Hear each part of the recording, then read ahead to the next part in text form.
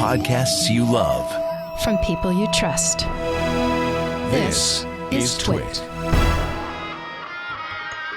Hi, this is Leo Laporte, and this is my Tech Guy podcast. This show originally aired on the Premier Networks on Saturday, May 28th, 2022. This is episode 1897. Enjoy. The Tech Guy podcast is brought to you by Wealthfront. To start building your wealth and get your first $5,000 managed for free for life, go to wealthfront.com/techguy. Well, ho, ho, ho. Hey. How are you today? Leo Laporte, the tech guy here. Time to talk computers, the internet, home theater, digital photography, smartphones, smart watches, you know, that kind of thing. 8888 Ask Leo is the phone number. It's just me today. Mike Sargent has the day off, so I'm sorry. No youthful take on all of this. It's just going to be a grumpy old man. 8888 Ask Leo. The website, techguylabs.com. Techguylabs.com. That's the place to go if you don't, you hear something and you go, what the heck is going on? And you want to know, what link to click. Well, you just go to techguylabs.com. That's free. There's no sign in. Not only will we get the links up there from the show, but we'll actually get a transcript of the show with time, what we call time codes, the point in time that the transcript, takes place, so that you can go to the audio and video of the show, which we will also have up there. All of that will appear a day or two after the show, because it takes us a little while, but we're getting the links up. Mike is going to do the links today. He's going to get the links up for you. TechGuyLabs.com. No sign up, no fee. It's episode 1897 if you get lost. 1897. What a interesting year. I don't know. I actually don't know if it was an interesting year. I have no idea. Let's see what happened today this week in the world. Well, in tech in the world. I thought this was kind of interesting. You've heard of Hanson, very talented recording artist. Really like her. I think she's good. And she's got a label and she's got hit singles and stuff. But her label apparently will not let her release a song as a single unless it's a viral hit on TikTok. So did I say Hanson? Hanson's a boy band. Halsey. Halsey, same thing. Just, short name, first two letters H-A. There's an E in there, but other than that, not related at all. Halsey is a young woman who has, as she's pointed out, been in the industry for 8 years, sold 165 million records, all by herself. She says, she put up a TikTok with the song playing in the background. She says, basically, I have a song I love. I want to release ASAP, but my record label won't let me. They say I can't release it until they can fake a viral moment on TikTok. Everything is marketing, and they're doing this to basically every artist these days. I just want to release music, man. And I deserve better, to be honest. I'm tired. Poor Halsey. First of all, this nitwit on the radio confuses her with Hanson. And then her label won't let her put out a record unless it's already a hit on TikTok. I guess that's a reasonable economic decision, but boy, this seems pretty regressive, pretty retrograde. You got to be a hit on TikTok before you could be a hit. And it's not like she's like nobody ever heard of her. 185 million records sold. That's pretty good. In fact, that's kind of astounding. 165. That's pretty amazing. I don't know what to say about it except welcome to the world of TikTok. Used to be you'd listen to, a song would be a hit because the record company would say, this sounds good. There's the first problem. There's nobody who's got the intestinal fortitude to take it on himself or herself to say, this is a good song, we should release it. Oh, can't do that. No, we got to test it. But in the old days, they go, oh, this sounds good. They talk to the artists. they would say, yeah, we'd like that to be our next record. So then, and maybe this wasn't so good, they would give some guy called a record promoter. Now, I have to tell you, this was before my time. They give some guy with a record promoter a little bag of cash and maybe a bunch of cocaine. Honestly, that's what I'd heard. And he'd go around to radio stations saying, here's our new record. Would you please play it? And you'd open it up and there'd be some cash in there or other goodies. And the DJ will go, yeah. By the way, they had to make a law because of this. It was called Plugola. We don't do it anymore. Right, Professor Laura? We take how often do we have to take that test? Every year. Every year we take that test that says, what is Plugola? If somebody comes to your door, here's some cocaine, play my song, you're not supposed to do that. Well, we probably shouldn't have to take that test anymore because no one's come to the door in a long, long time saying, please play my record. They don't do it that way anymore. And honestly, I'll be fair, I don't know, do people find hit songs on the radio anymore? Really? I think maybe, I don't know. How do you know when song's a hit? You see it on TikTok, it's viral. So maybe they're just saying, look, the problem is, I mean, I guess you could say it was a fake viral moment when they went around to the radio stations and basically, strong-armed them into playing the record. Sometimes a DJ, and this is very famous too, would find a record and say, I like this, play it, and it would be, the calls would pour in. The request lines are burning up. Do we have a request line, Laura? I don't think so.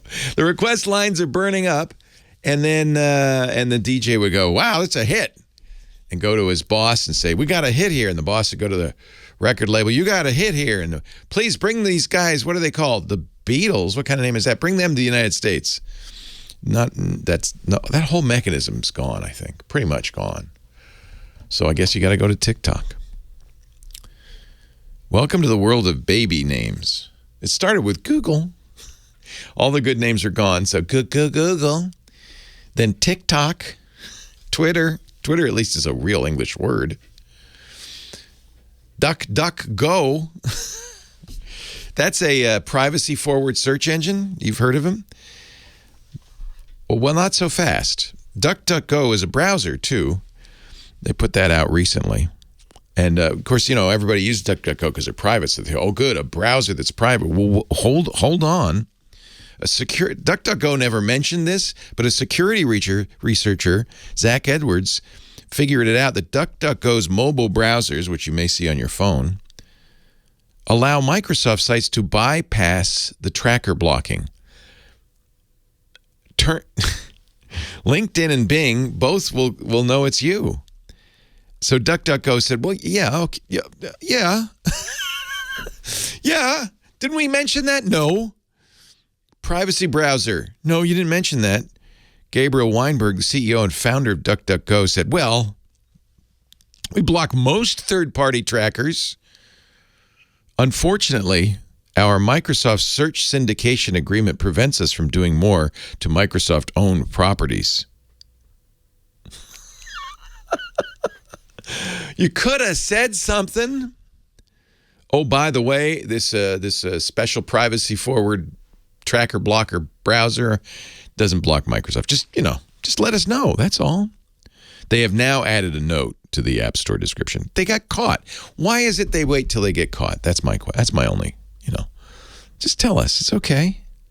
Then we'll make the decision about whether you use your. Now, if you're on Apple, doesn't matter because you have to use, even DuckDuckGo still has to use Apple's built-in browser WebKit, they call it, but it's really Safari. And you got to use that, so all bets are off. There really aren't any real blockers on the App Store and iOS, but Android maybe you could have hoped for that. 8888 Ask Leo. That's my phone number if you want to talk about tech. Anything on your mind? Something working, something not working, something you like, something you hate. 888-827-5536. We'll go to the phones, as they say. The request lines are open. Next.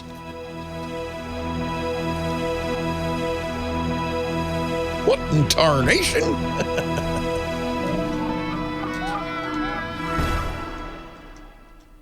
What in tarnation?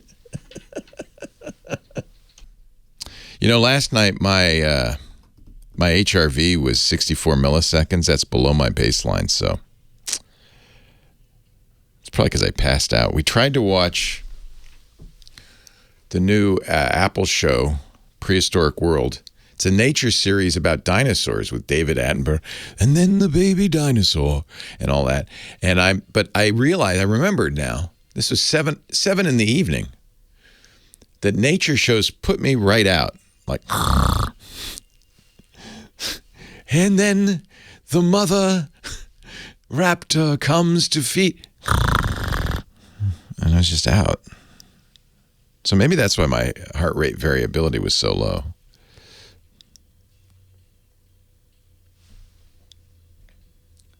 I don't know.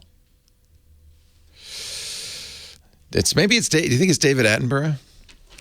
They made the mistake of showing him on video at the beginning, and he winks, and it's like, what? Why are you winking at me? Text her in the morning. Except we don't accept texts, faxes. Don't call me, text me. Somebody asked the other day, I was doing one of the shows, and somebody was in the chat room, and they said, what's your fax number? I said, what? We don't have a fax number. Are you sure you don't have a fax number? Do we have a fax number? I don't know. I just remember the story when you were buying your house, how you had to go find a fax. You have to go to a service, like some old person who still has a fax machine and charges you 25 cents a page. Hello, Kim Schaffer, phone angel, the unbreakable phone angel. Wonderful to see you. Did you have a good week? Thanks very much. Good. Yeah. There you go. Because I was pretty broken this week. Were you? Yeah. Yeah. I don't even, it's like. Yeah, we won't go there. Let's try and keep things on the. Well, I feel like, I go back and forth, and I decided that you hear enough of it everywhere. You're talking about it everywhere. It's horrible, horrific, but people listen to this show to get their mind off their troubles. They'd rather think about their broken printer.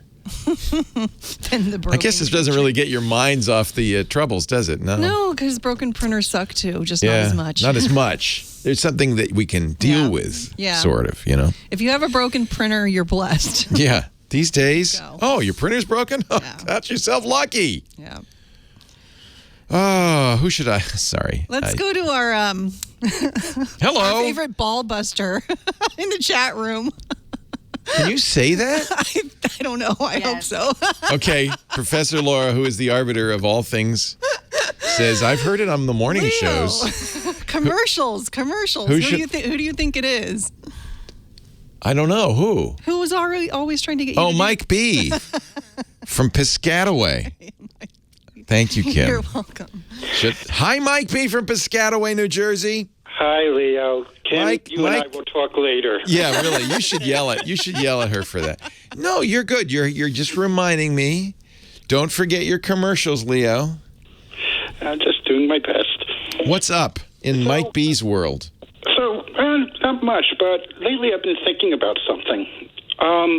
So for the past 40 years, we've been using computers based on CPU technology called x86, which is based on the old Intel 886 CPU. So that's correct. Essentially, if you're running a computer with Windows, it's based on x86, either from ARM or Intel. So considering how compatible the 64-bit version of Windows is these days, and given the success of ARM processors found on the new Apple computers, which Apple calls Apple Silicon, plus the recent announcement of Project Volterra by Microsoft. I should have talked about that in my my opening. The end of x86 after 40 years. Good question.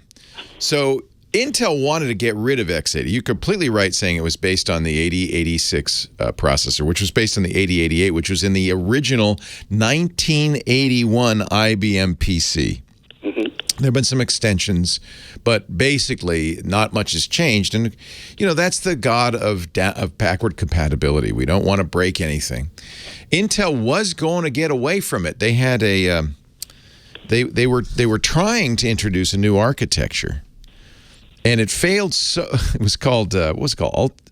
Oh, unobtainium. I can't Titanium. Titanium. Yeah, IA-64. It was IA-64, and it failed for a number of reasons. A lot of it technical, because it got very hot. But there were other issues as well. But mostly, I would say the real issue with Titanium is it didn't work with the old stuff. And so there's intense pressure on Microsoft to keep working with the old stuff.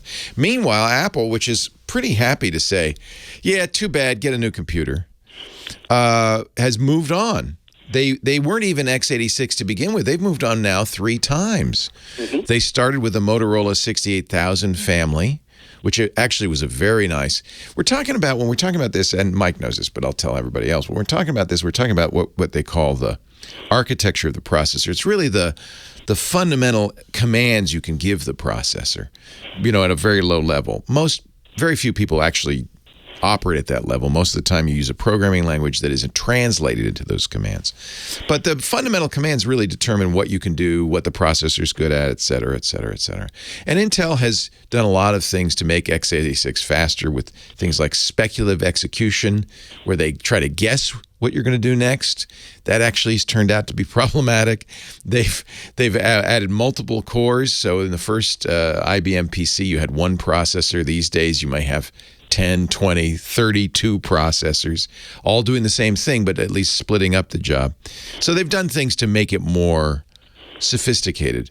But Apple was started with a 68000, then they went to the PowerPC platform from IBM, and then they realized PowerPC was running out of steam, so they went to Intel, and then, of course, very famously a few years ago, they realized Intel was, just as you say, Mike, kind of running out of steam, was kind of stuck in the past.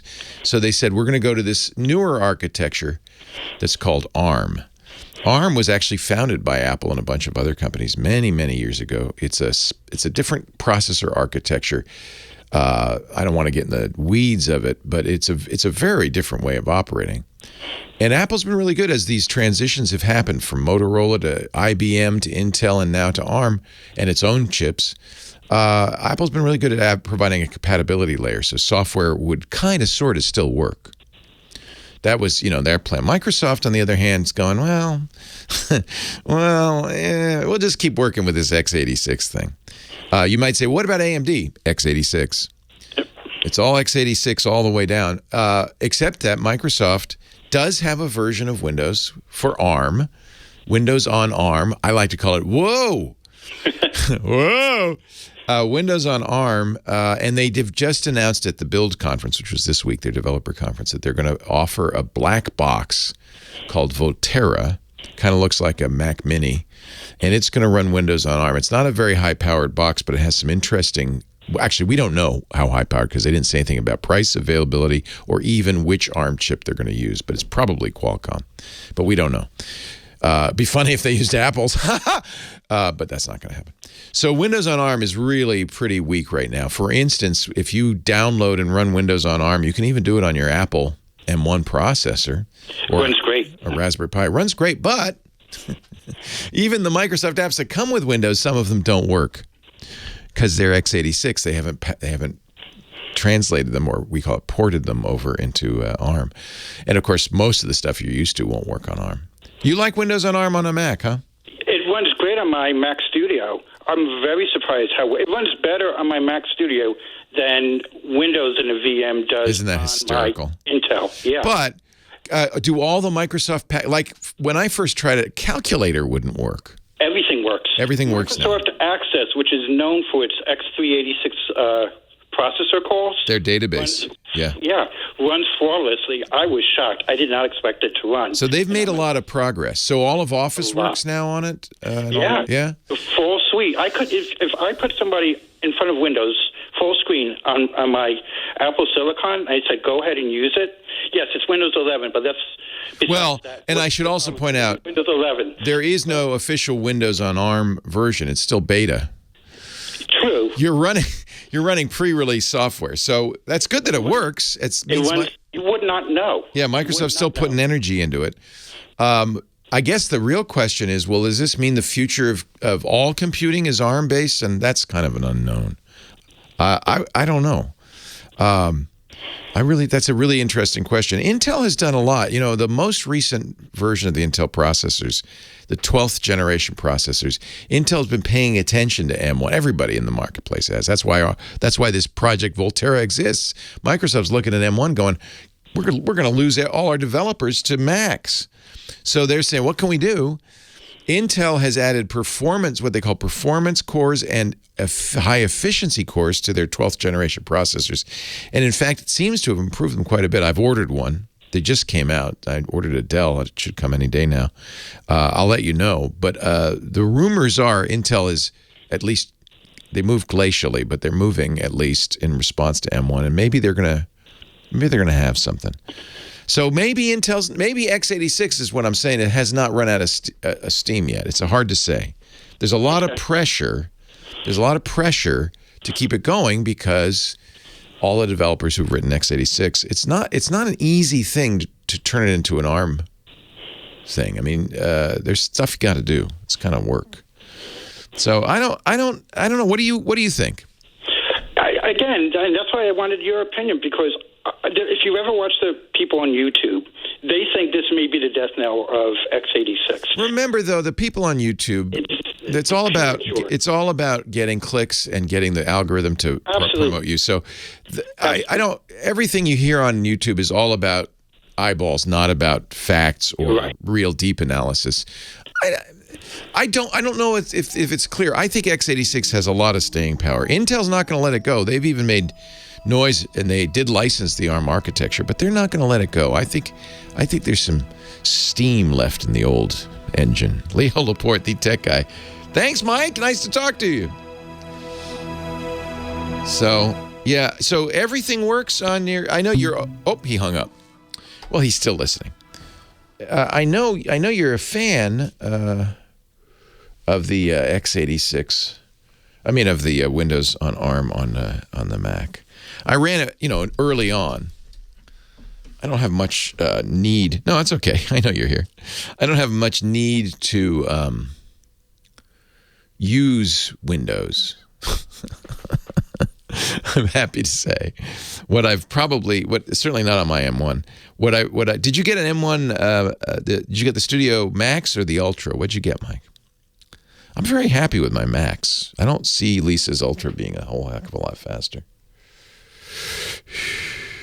Well, I got this Dell is going to be a Windows machine until you got the Max. Yeah, that's what I'm using. I like it a lot. You're right. It's great.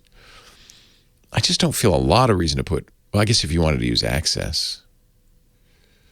Oh, Doug, you got the Ultra. Wow. Yeah, a little overkill. Yeah.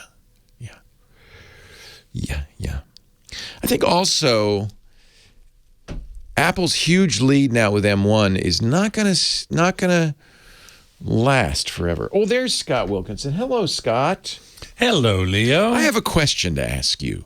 Yes. So, Joanna is she a singing teacher or a voice coach? There's a good question there. Because I need a voice coach.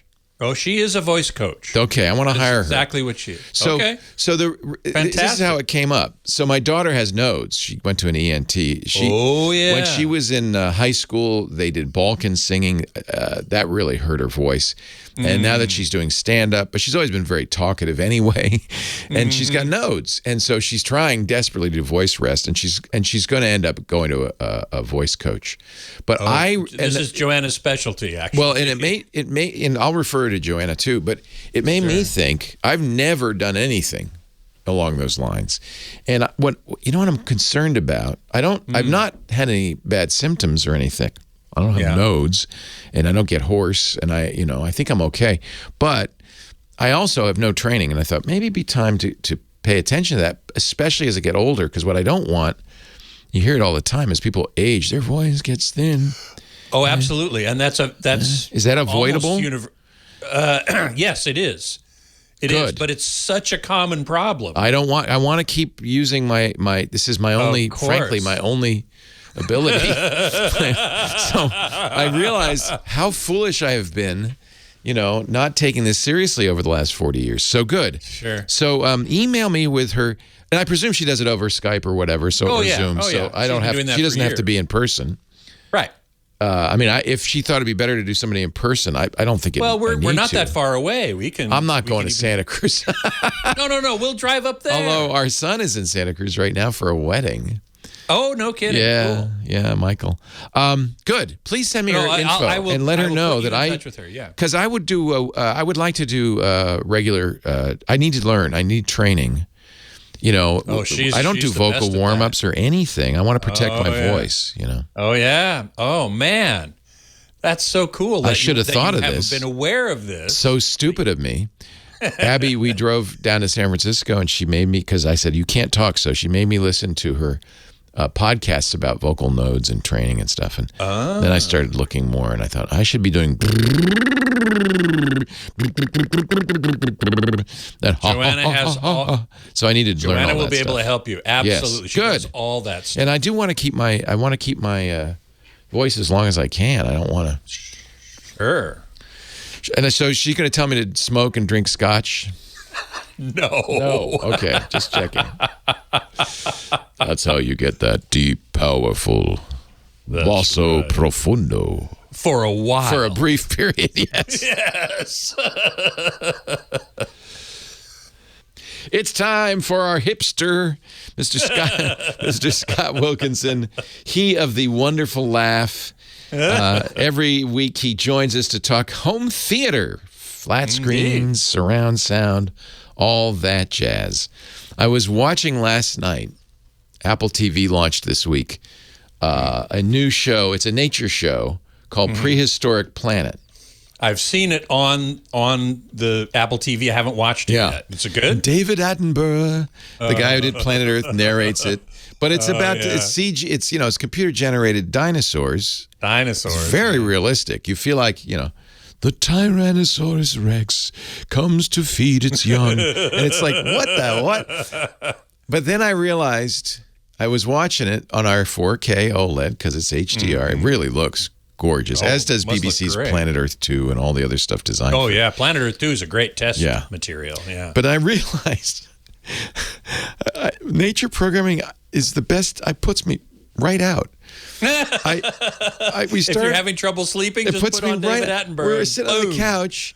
I'm watching it, and then it's over. And Lisa said, "You snored the whole time." I said, "Oh no, I missed it." Man, you sounded like a T-Rex. But just like Planet Earth, I think it's going to end up being the content people, at least the streaming content people play to show off their fancy TVs. Sure. Oh, I'm sure that's true. And then Obi-Wan is coming, 4K HDR, Dolby Surround. Man, can't wait for that. That's going to be awesome.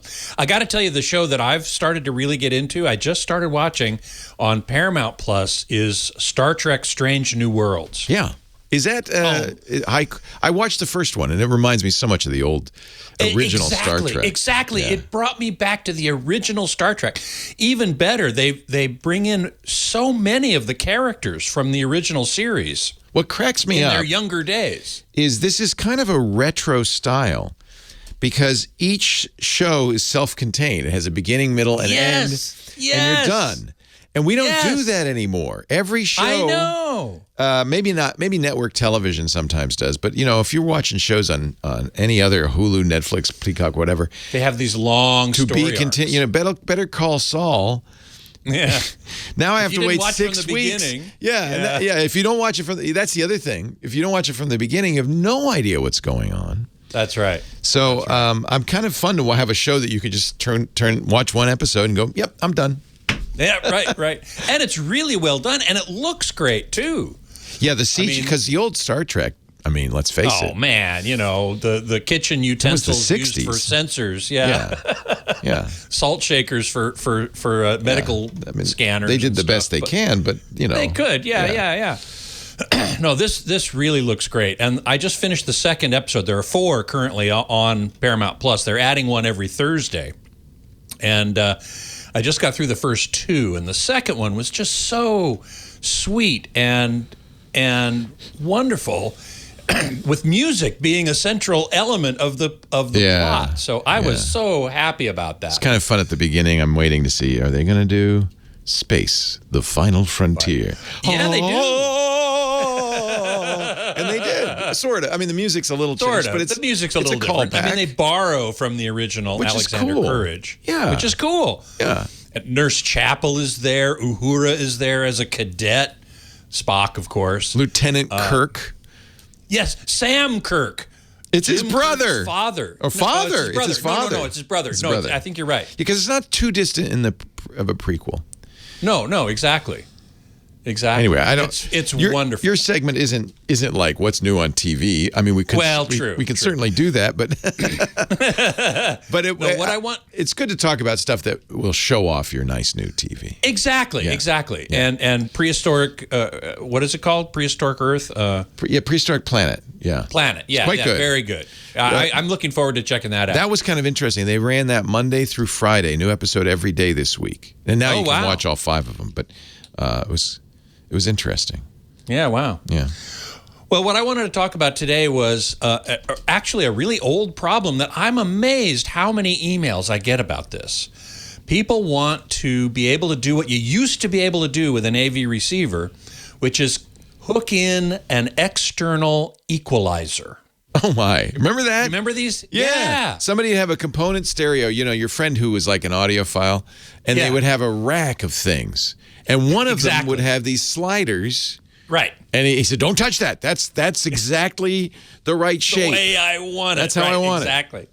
And what an equalizer does is it lets you contour or tweak the frequency profile of the sound. So you can boost certain frequencies and cut certain frequencies. And people used to do this all the time with these component stereo systems. You could hook in this separate box, this equalizer, into your stereo system, which would typically consist of a preamp and a power amp separately. These are called separates systems. And that was easy to do, but people want to do it with their AV receivers. And I'm amazed at how many emails I get on this. And how do I do that? Well, in the old days, a couple of years ago, yeah. Yeah, exactly. AV receivers had something called a tape loop, which was meant to connect a recording device like a cassette deck or a reel-to-reel recorder, and you could record anything that you had selected on your AV receiver. For how much? For how long? Oh, as long as your tape was... Yeah, a minute? Oh, but you mean how these were available for quite some time. If it's a loop, it starts over at some point, and you're going to... Right? I'm not sure I understand your question. Oh, I misunderstood. Go ahead. Keep talking. So I'll shut up. Basically, it takes whatever you've selected, like your record player or your CD player. It takes that analog signal, sends it out to the tape deck, and then brings it back in. Yeah, the loop is like 30 seconds or something.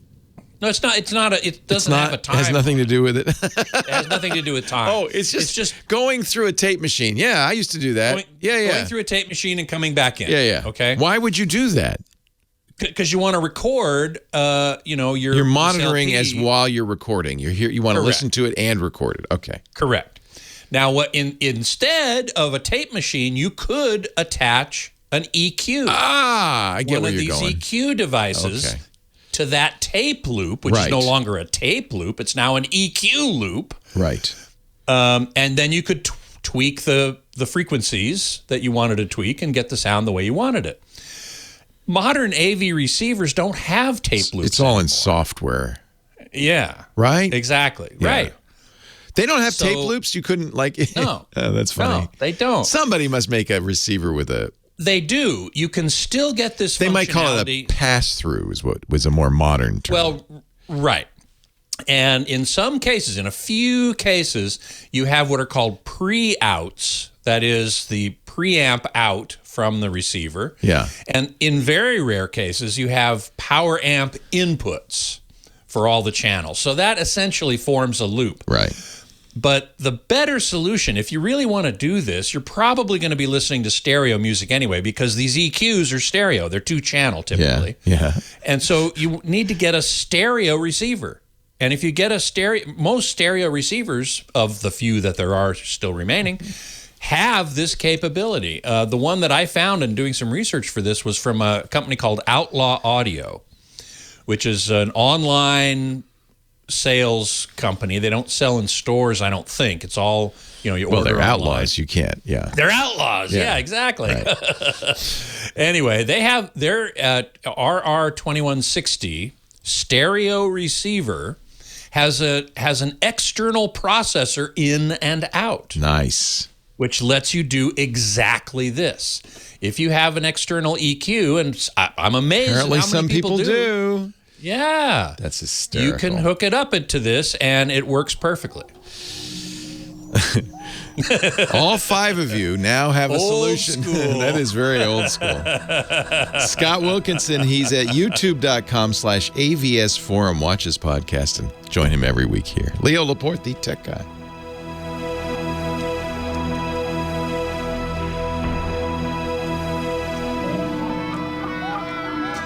Zonk. I forgot I was going to mention my latest podcast is up with Joe Kane. Oh, you got Joe back. I got love Joe back, and he's man, awesome. he's great. Yeah. He is so smart and so knowledgeable. And we just did it last Tuesday, and it's up there now, youtube.com/AVS Forum. So go check it out. All right, I'm going right now.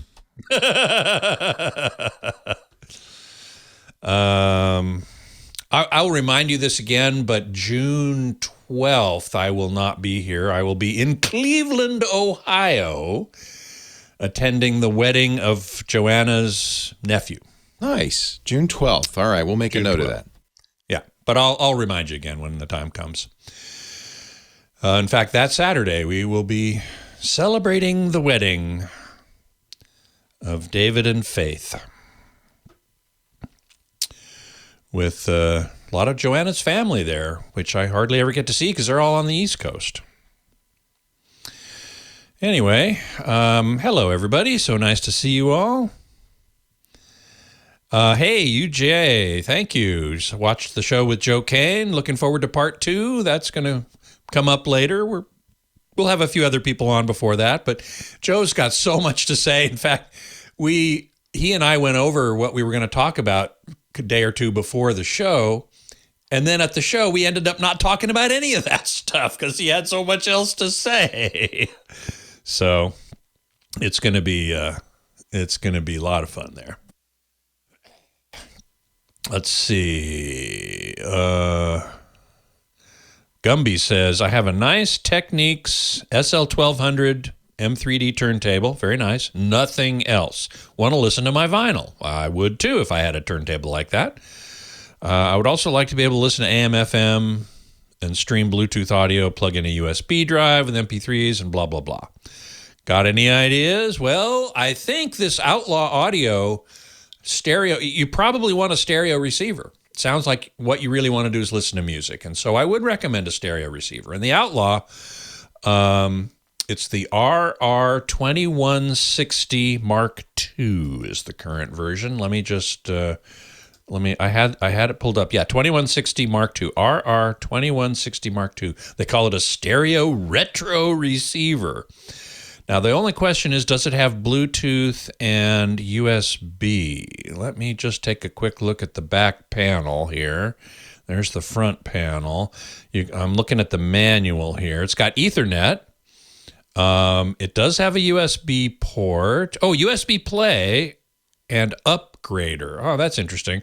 So they'll upgrade the firmware with USB, but looks like you can also play USB. Does it have Bluetooth? Let me look for Bluetooth. Mike Heiss would know this. If Mike, if you're in the chat room, yep, it's got Bluetooth. It says adapter or dongle, satellite or okay. It might not have Bluetooth built in. I'm not 100% sure about that. Mike, are you in the chat room? Let me see if Mike's in the chat room. He would know for sure. Yes, Mike is in the chat room. So, Mike, if you're listening, does the Outlaw RR2160 have Bluetooth? Anyway, I would recommend that. It's not cheap. It's like almost $1,000. So, sorry. Thank you, Loquacious. I hope to have a good trip too. All right, Scott, stick around for the top. You betcha. Thank you. The Tech Guy podcast is brought to you by Wealthfront.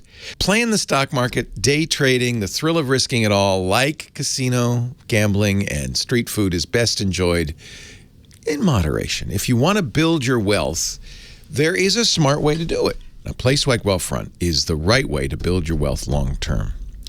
Wealthfront, in fact, has a lot of data that shows that the time in market almost always beats timing the market.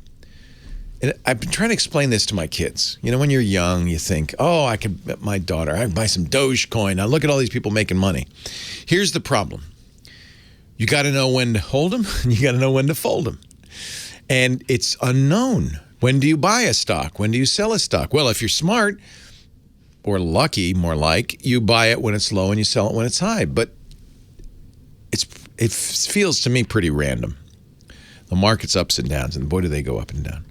So timing the market almost always is never as good, in my opinion, as having time in the market, buying and holding. And that's what Wealthfront is about. It's, in short, Wealthfront is going to build you a globally diversified portfolio. 3 important words: globally diversified portfolio. It's not one stock. It's a basket of stocks. Global, not just U.S., that lets you automatically optimize to hit the goals you set. You say, am I saving for a house, college, retirement? You have the time frame. You tell them how risk tolerant you are, and they'll put it all together for you. And they'll include things.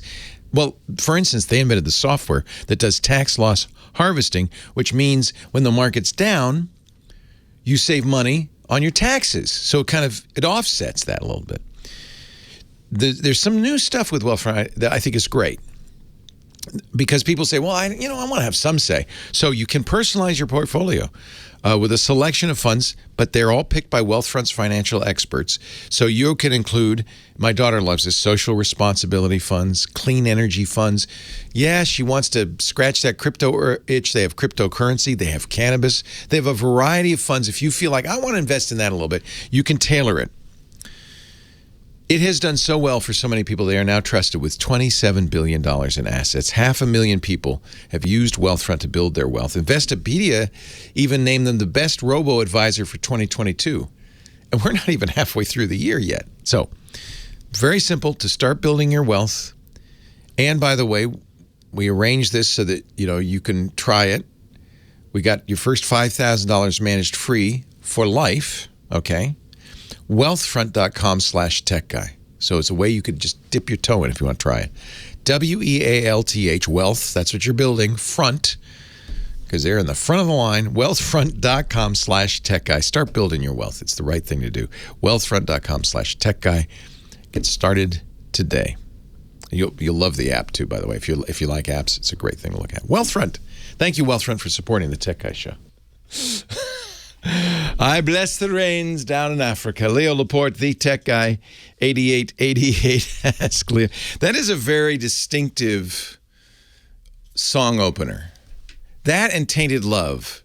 2 songs you could probably name in one note, right? 8888 Ask Leo. That's the phone number on the line. Not sure. Let's see. It's Jerry from La Mirada, California. Hi, Jerry. Hello. Hello. Yeah, I have a problem with my Samsung system. I got their own voice bar. Okay. And it seems like all late model movies, I'm hearing them in lip reading. You don't hear the voice at all. No, I can hear it, but I just have to guess. If it's an older movie, I know what it's about. But if any movies, like I watched a movie that they made 1939. I almost had to turn down the sound. Yeah. I'm definitely hard of hearing, but it was so much better. And then regular programs on the television, I can hear it perfect. Yeah. It may be loud for somebody else, but when it comes to all these movies, is it their fault or something in my system? It's a little bit of both. What movie were you watching from 1939? It was a Wallace Berry movie about a sub. I love Wallace Berry. Well, this movie, he should have died and it would have been a better movie. Oh, well, because he became the hero in the most fantastic way you ever Well, that's one thing. Movies may be a little more realistic than they were in the 30s. I don't know. I subscribe to the Criterion channel because they have such great old movies. And, of course, there's Turner Classic. I love those old movies. But you're right. The sound is very different. Those old movies weren't even stereo. They were mono. Yeah. So they had one channel. Everything was in one channel. And so when they mix it, they still had to mix it, They record the music separately. They record the voices separately. They might have a Foley artist doing background. So they have multiple channels, but they mix it all down into one channel. And when they're mixing it, there's a person listening to one speaker who turns up the voice, turns down the footsteps, turns the music up and down, make sure you can hear the voice. Because dialogue's probably the most important part of all of that stuff in the mix. And they're mixing it for one channel. Now, modern movies are mixed for multiple channels. Scott, how many, typically, what is a Dolby, if you're watching a modern movie, it's what, 7, 8, 9 channels? Is it? Well, 5.1 is... At least 6. A subwoofer. At least 6. Left and 5 right. main channels. Subwoofer, left sound, right sound, that's stereo. There's right. this is what's important for you, Jerry. There's a center channel. That's where the dialogue, the voices are going. Yeah. Yep. They may also have surrounds. Almost always have at least 2 surround. Yeah, those are at your right about where your ears are. But then another seems to be a problem. The voices don't match the lips. Okay, well, that's another problem. That's a separate problem. That's a separate problem. We'll solve the voice problem first, which is, and most TVs or sound systems will, and probably your soundbar, your Samsung soundbar, there'll be a setting in there to boost the center channel. Yep. So for you, and I'm a little hard of hearing too, so Lisa always yelling at me when I'm listening because I'll listen pretty loud on my TV and I'll turn it down. But this doesn't turn up all the sounds. If you were watching a Wallace Beery movie, it would because there's one channel. But on modern movies where there's a separate channel for the voice, you want to turn up. It's called the center channel, and you want to boost that. And you might boost it, depends on how you're hearing, 1 or 2 or 3 or more dB. You'll still hear the background noise, but the voice will be louder. That's nice because other people in the house won't say, "Hey, what are you listening to that so loud for?" But why do you have to be an electrician or genius in this electronics just to buy a TV and you turn it on? And I know. Because it's not 1939, Jerry. What have they accomplished making more stuff that you have to buy listening to it? We live in, you probably noticed this, we kind of live in a world of, I don't want to say a bad word, but we kind of live in a world where there's a lot of junk, shall we say.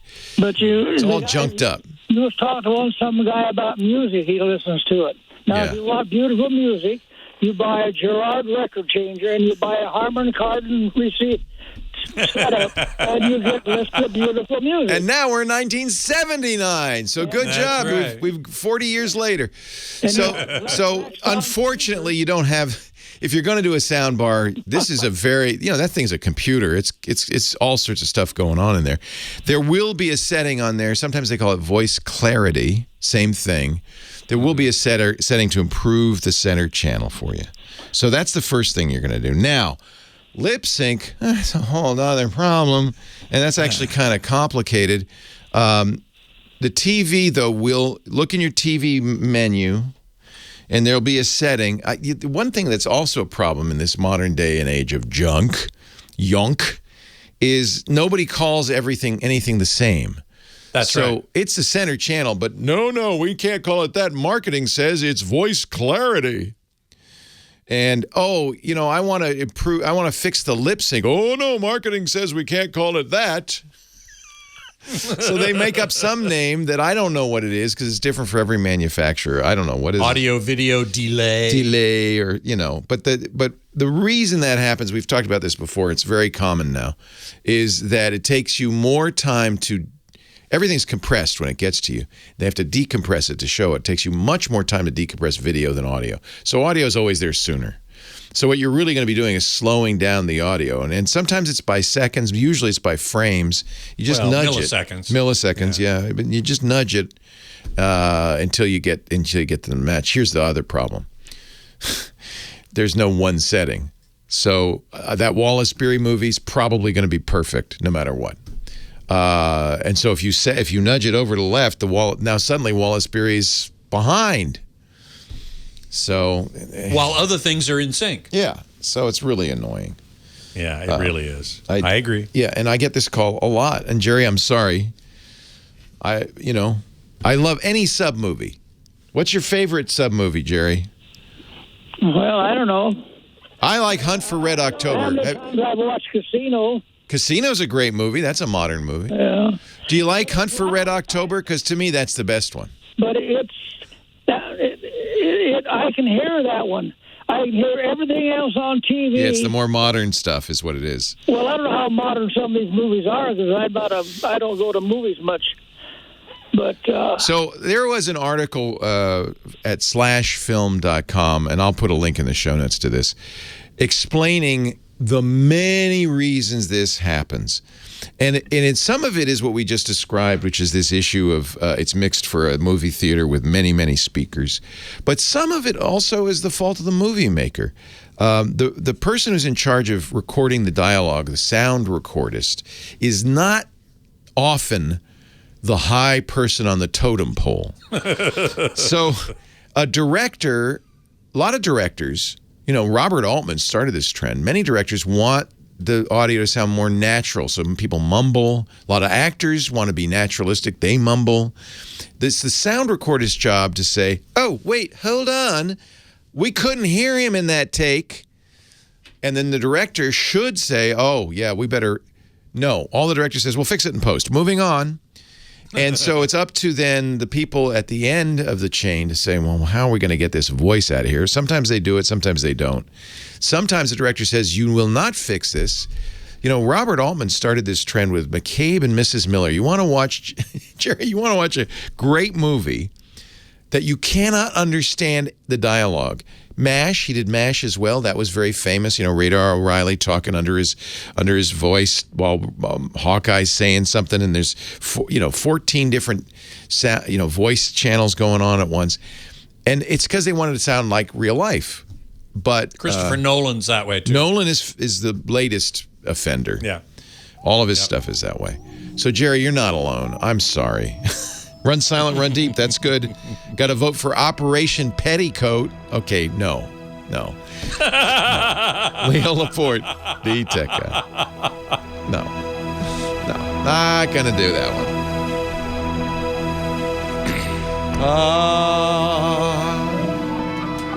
And now, ladies and gentlemen, it's the return of Scott Wilkinson. Woohoo! I was trying to think of that U-boat movie. Das Boot. Das Boot. That's an amazing movie. But really, I'm sorry, I'm going to say Hunt for Red October. Because Hunt for Red October is a great Sean movie. Connery going, when Cortez arrived to the New World, he burned his boats. It's a really a great movie. Yeah, Ice Station Zebra was pretty good. There are a lot of good. Submarines make good movies. You know why? The sets are cheap. The sets are cheap. You only need one set. They're cheap. All right, all yours. Okay, thank you. Now, Twisted Mister made a point earlier that I wanted to bring up and make sure that everybody understood. Tape loop, in the old days, tape loop was before the volume control. But the pre-out main-in loop is typically after the volume control. So you could really blow up the amplifier if you weren't careful. So that is a very good point. I'm pretty sure. Mike Heiss, are you listening? I think the Outlaw. I would hope that the Outlaw external processor loop is before the volume control. Titus, am I bringing a tuba to the wedding? No, sadly not. We are flying, and it's very difficult to fly with a tuba. I could bring an alto horn. That's a very small tuba, but no. I'm just going as an observer, as a member of those who will witness the blessed event. Archandra, yes, it's the RR2160 Mark II, I believe, is the current incarnation. Dr. Mom, Grandma, no, I'm not going to play the hora on the tuba for the wedding couple, sadly. I wish I could. I would love to be able to do that. I don't believe the wedding is going to be a Jewish wedding. It might, in fact, be a Druid wedding. That'll be interesting. I'm not sure. But I do know that that the nephew is into some sort of paganistic things. So that could be, I think that's going to be really cool. Thank you, Graveyard Tuba. I'm really glad to be back in the podcast biz as well. Absolutely. So let's see here. Who else have we got? Doug M says, are there room mics that could auto-adjust sync with video? Like the AVR balance mics. It's all numbers. Well, that's true. I'm not sure Oh, I see what you mean. In the auto calibration, I wonder if how could they do auto sync?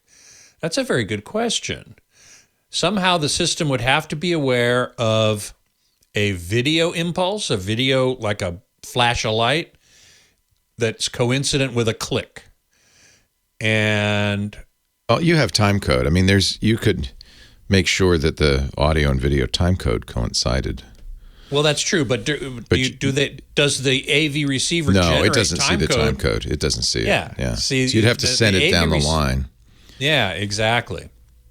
I think Archandra's asking about, could you, during the auto calibration process, the room calibration process, like Odyssey or Dirac or MCACC for Pioneer, could they automatically set the delay? It's a pretty good question. What you mentioned before, though, is also correct. It's not going to be consistent from one program to another necessarily. So that's a problem as well. Let's see. Twisted Mister, did I see the HD TV test video on YouTube? QD OLED. Samsung is pulling a Dieselgate, detecting 5%, 10%, 15%, etc. on displaying perfect color tracking. At 9, 11, 14, and 16, it blows out the colors. What? I haven't seen that video, but you have piqued my curiosity, no question about it. I do know that there has been a lot of online chatter on regards to QD OLED about the unorthodox subpixel structure. So instead of having red, green, and blue subpixels right next to each other, they're forming a little triangle. And some people claim that this causes color fringing on sharp borders between colors sometimes. Most of the people that I trust that have seen it have said, I don't really see it, at least not on regular material. You might see it on a test pattern. But this one I had not heard of. Samsung is pulling a Dieselgate, indeed. Detecting 5, 10, and 15. Well, you know what, Twisted Mister, I'm going to have to look into that because that's a very interesting question. Blowing out the colors at certain percentages, but not others? That's very strange. The Sue the Writer, yes. When I get back, I will let you know if it is, in fact, a Druid wedding. Doug M., time code with delay numbers from the mic. Well, but without the system being aware of the video and the delay or the delta between the video image and the corresponding audio signal, there's nothing you can do. Web 7350, how's the new soundbar doing? Well, I haven't gotten it yet. Vizio has said they would send me one, and I haven't gotten it yet. I'm getting a little teed off about that. Twisted Mister, it was posted a few days ago. Color tracking goes completely off the rails once it detects it's not being tested. What? How can it detect it's not being tested? I don't get that. I guess it does it know that tests are at 5, 10, 15, 20%, and so if it's not 5, 10, or 15 or 20% or whatever, then it goes off the rails. That seems so weird. I will definitely look into that. Thanks for letting me know that it's on YouTube and it was posted a few days ago. I will definitely check that out. Archandra, anything with a processing loop that's a little more budget friendly. Yeah, the Outlaw is very good, but it $1,000. Yeah, exactly. Just look at other stereo receivers. Yamaha makes them. I'm pretty sure they're less expensive. In fact, I was looking at, what was I looking at? Yamaha. It's called the RX 397. There's a 497 and a 797.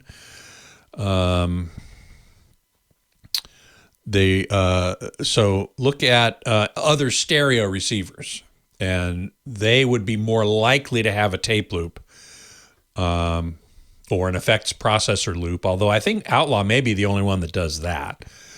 It calls it that anyway.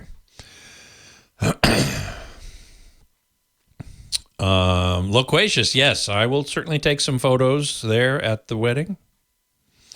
That will be a lot of fun.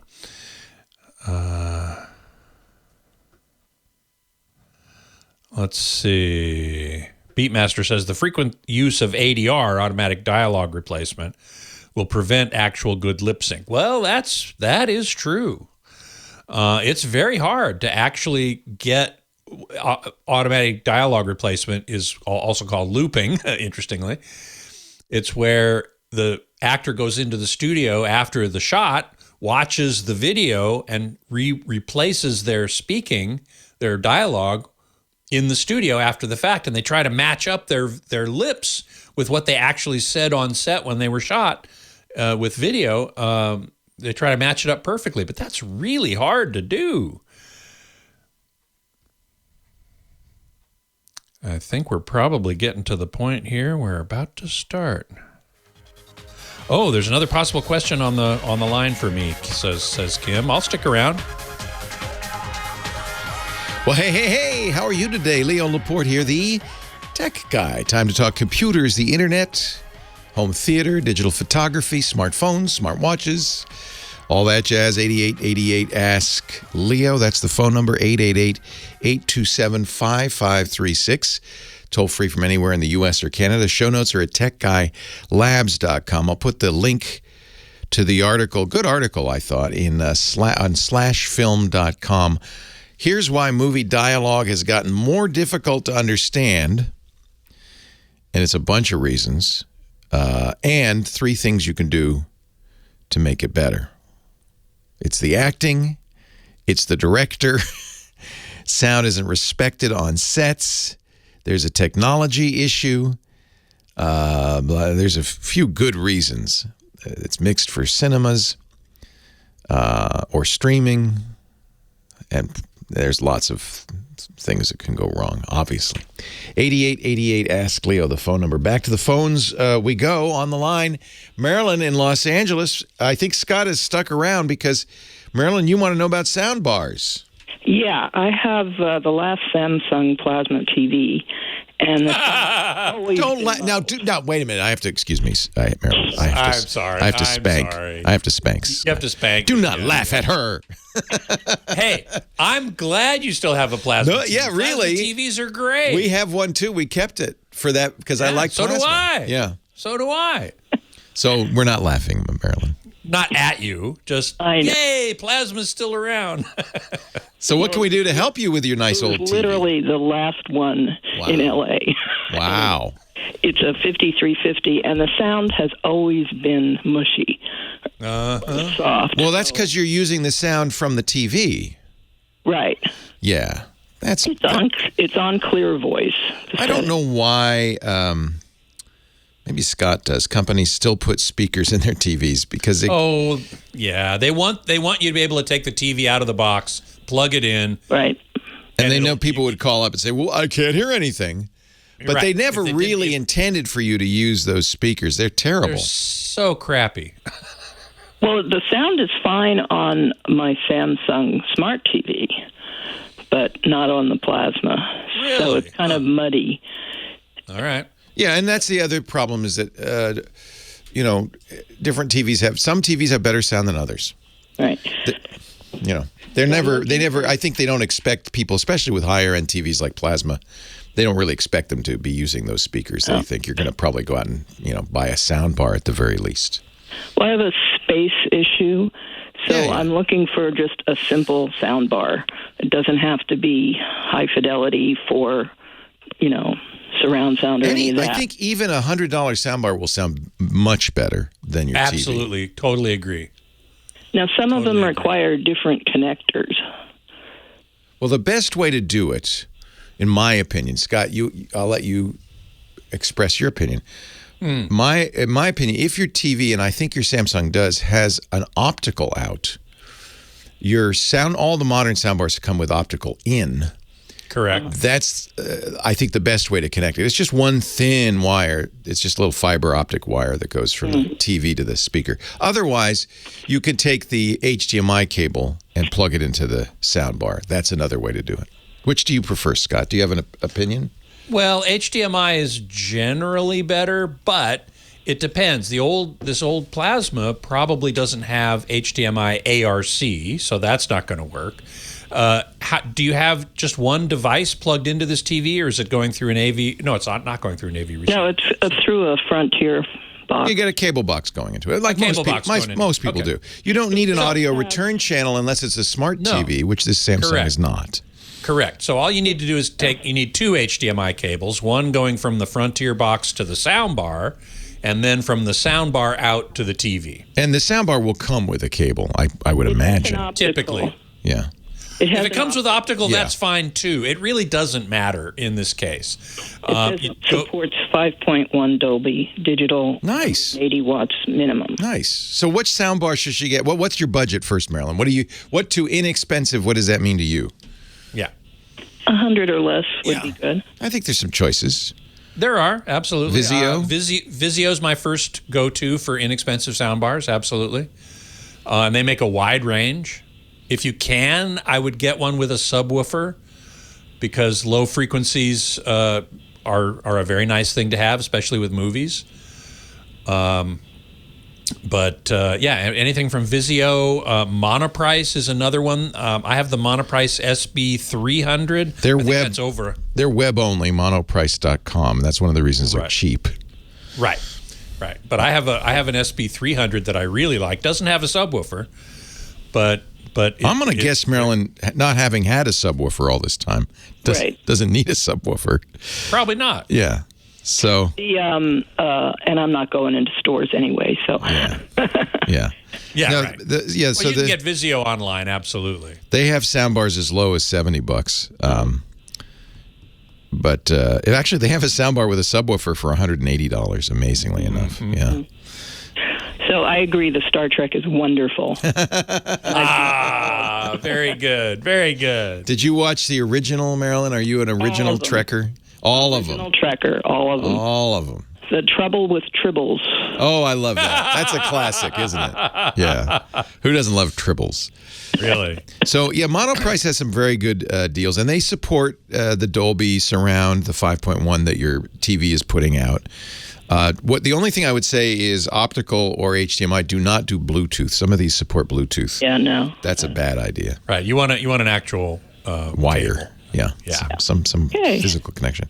Okay. Thank you. You're going to like it. It's infinitely better than anything that you're getting from the TV set. Great. Thank you. Thank you, Marilyn, and thank you, Scott, for sticking around. Sure. This guy, now we got to pay you overtime. Oh man. Nah, it's all right. I'll include it in the service. Throw it in, will you? Okay, good. Yeah, I will. Yeah, absolutely. We got a deal. I don't know who this is. There's no name or city. Just got a key wireless charger from Anchor. Hello, welcome. It's your main man, Micah. Hi, Micah. I guess they figured we don't need to put Micah's name or state in there. Micah from Maine. That's me, and I got to tell you, Scott's recommendations on soundbars is great. Many years ago, he recommended a Yamaha YAS 101. That's a nice one, yeah. Scott. Years ago. It's not made anymore. I went out and got it that very same day, and boy, it's wonderful. Yeah. So if Scott says the Monoprice is good, go for the Monoprice. Is that what you're using right now, Scott? Like, is that your main go-to soundbar? Or? Well, it's my secondary soundbar. Okay. I'm waiting for a soundbar in my main system. It's going to be a Vizio. Yeah. I'm waiting for Vizio to ship it to me. They haven't yet. Vizio does Atmos and other things. I mean, they do a lot with a soundbar. And I'm getting a slightly more advanced one that will shoot Atmos sounds up to the ceiling and beam them down and stuff like that. Good. Well, Micah, what's your question? I presume it's not for Scott if you're talking about a wireless charger. No, it's about a wireless charger. I have an iPhone XS with the Apple Smart Battery case, and I love the Apple Smart Battery case. Yes. I wish they still made it. And finally, I decided, let me get into the 21st century and try wireless charging. So I picked up an Anker key charger because MagSafe isn't ready for or the XS isn't ready for MagSafe. Right, so I picked that up. It was on sale, highly recommended by Wirecutter. And, yeah, when I put it on, it charges, and it'll charge everything up. But when I put it on overnight, I have less power in the battery than I did when I put it on. That's not right. Now, yeah, it doesn't seem right at all. Make sure you're plugging. Oh, you're doing it wireless. Yes. When I plug it in, it's perfectly fine. So you plug your Lightning into the battery pack, and then you put the phone on the battery pack. No, the battery pack, the smart battery case can be charged wirelessly. I did not know that. Okay. Yes, it's fabulous like that, and it works fine with my IOTI charger in the car. But for some reason, it's not actually working. When it's on for 5 or 6 hours overnight, there's less power. I mean, it'll charge up when I leave it on for a couple of hours. But when I leave it on overnight as I go to sleep, and the reason that I want it is I can have it right next to my bed. I don't have to unplug it when I need it. There's less power in it, like this morning. Yeah, that's dumb. You want it to charge up. Right. The battery was at 100%, the phone was at 100%, the battery case was at 82%. When I woke up this morning, the battery case was at 76%, and the battery in the phone was at 80%. Huh.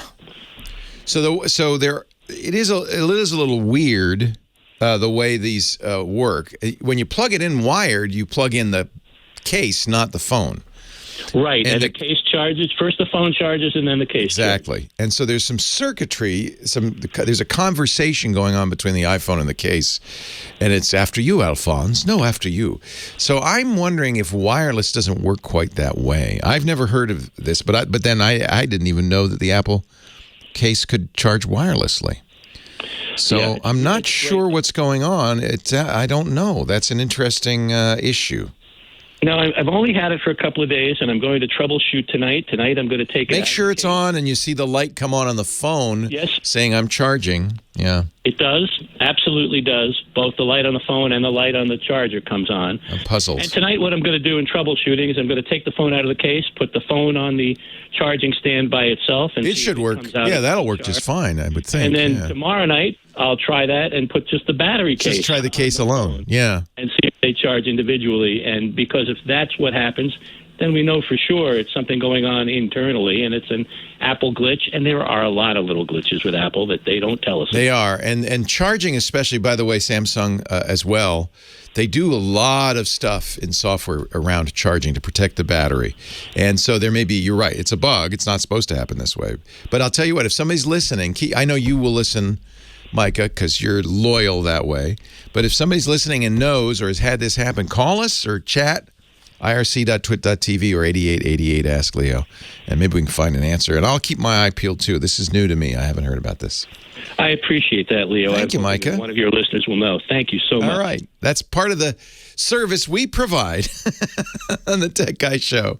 Because, look, I can't answer every question, obviously, but we have a large audience and a lot of listeners, and there's probably somebody who can help. 8888 Ask Leo, that's the phone number. Johnny Jet, travel guru, coming up. More of your calls, too. Leo Laporte, the Tech Guy. You stay right here now.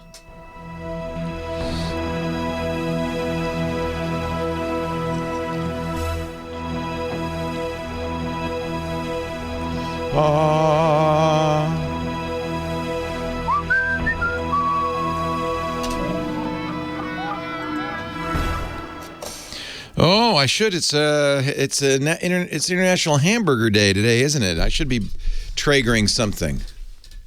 Yes. Oh. Last chance to go to Scowley's before it closes. I don't know if they've closed yet, but that's supposed to be the best hamburger in Petaluma. Oh, well, they charged me, K Woods, which means they're probably thinking about it. I had to look up the charge because it was some weird. It wasn't DJI. It was some weird.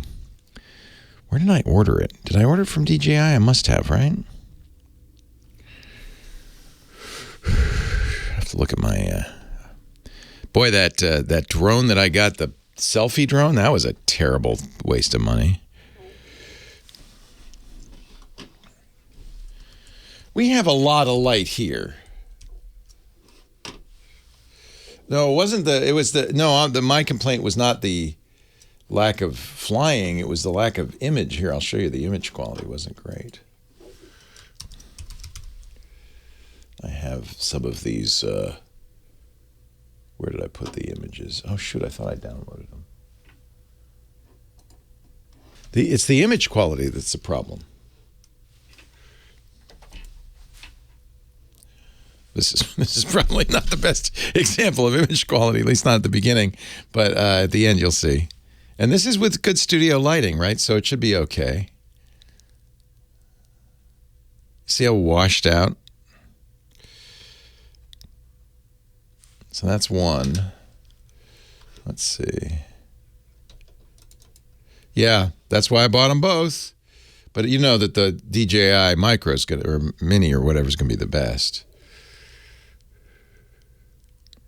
That's getting some lens flare. That's not its fault. But even when it's pointed away from the lights, it's just not. It's pretty low image quality.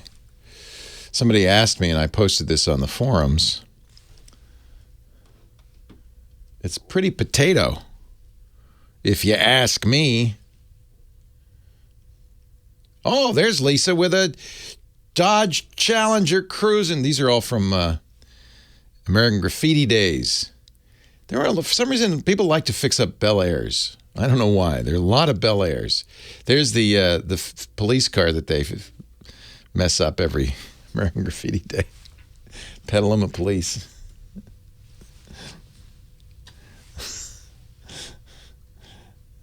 It's kind of fun. That's all she wrote. Those are by pictures. Is this a video or just a yeah? There's Lisa. Hey, Lisa. Wearing my hat. She looks too good in it. Now she gets it. Who wore it better? Guess.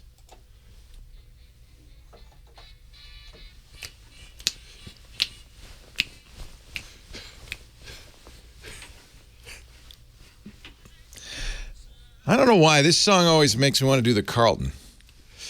Leo Laporte, the tech guy, because that's mixing the eras. Peter is on the line from Clinton Township, Michigan. Hello, Peter.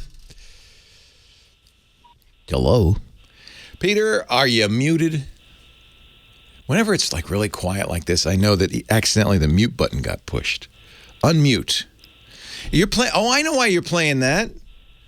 I know. That's from Goodfellas, right? Am I right, Professor Laura? Yeah. Ray Liotta passed. Shocking.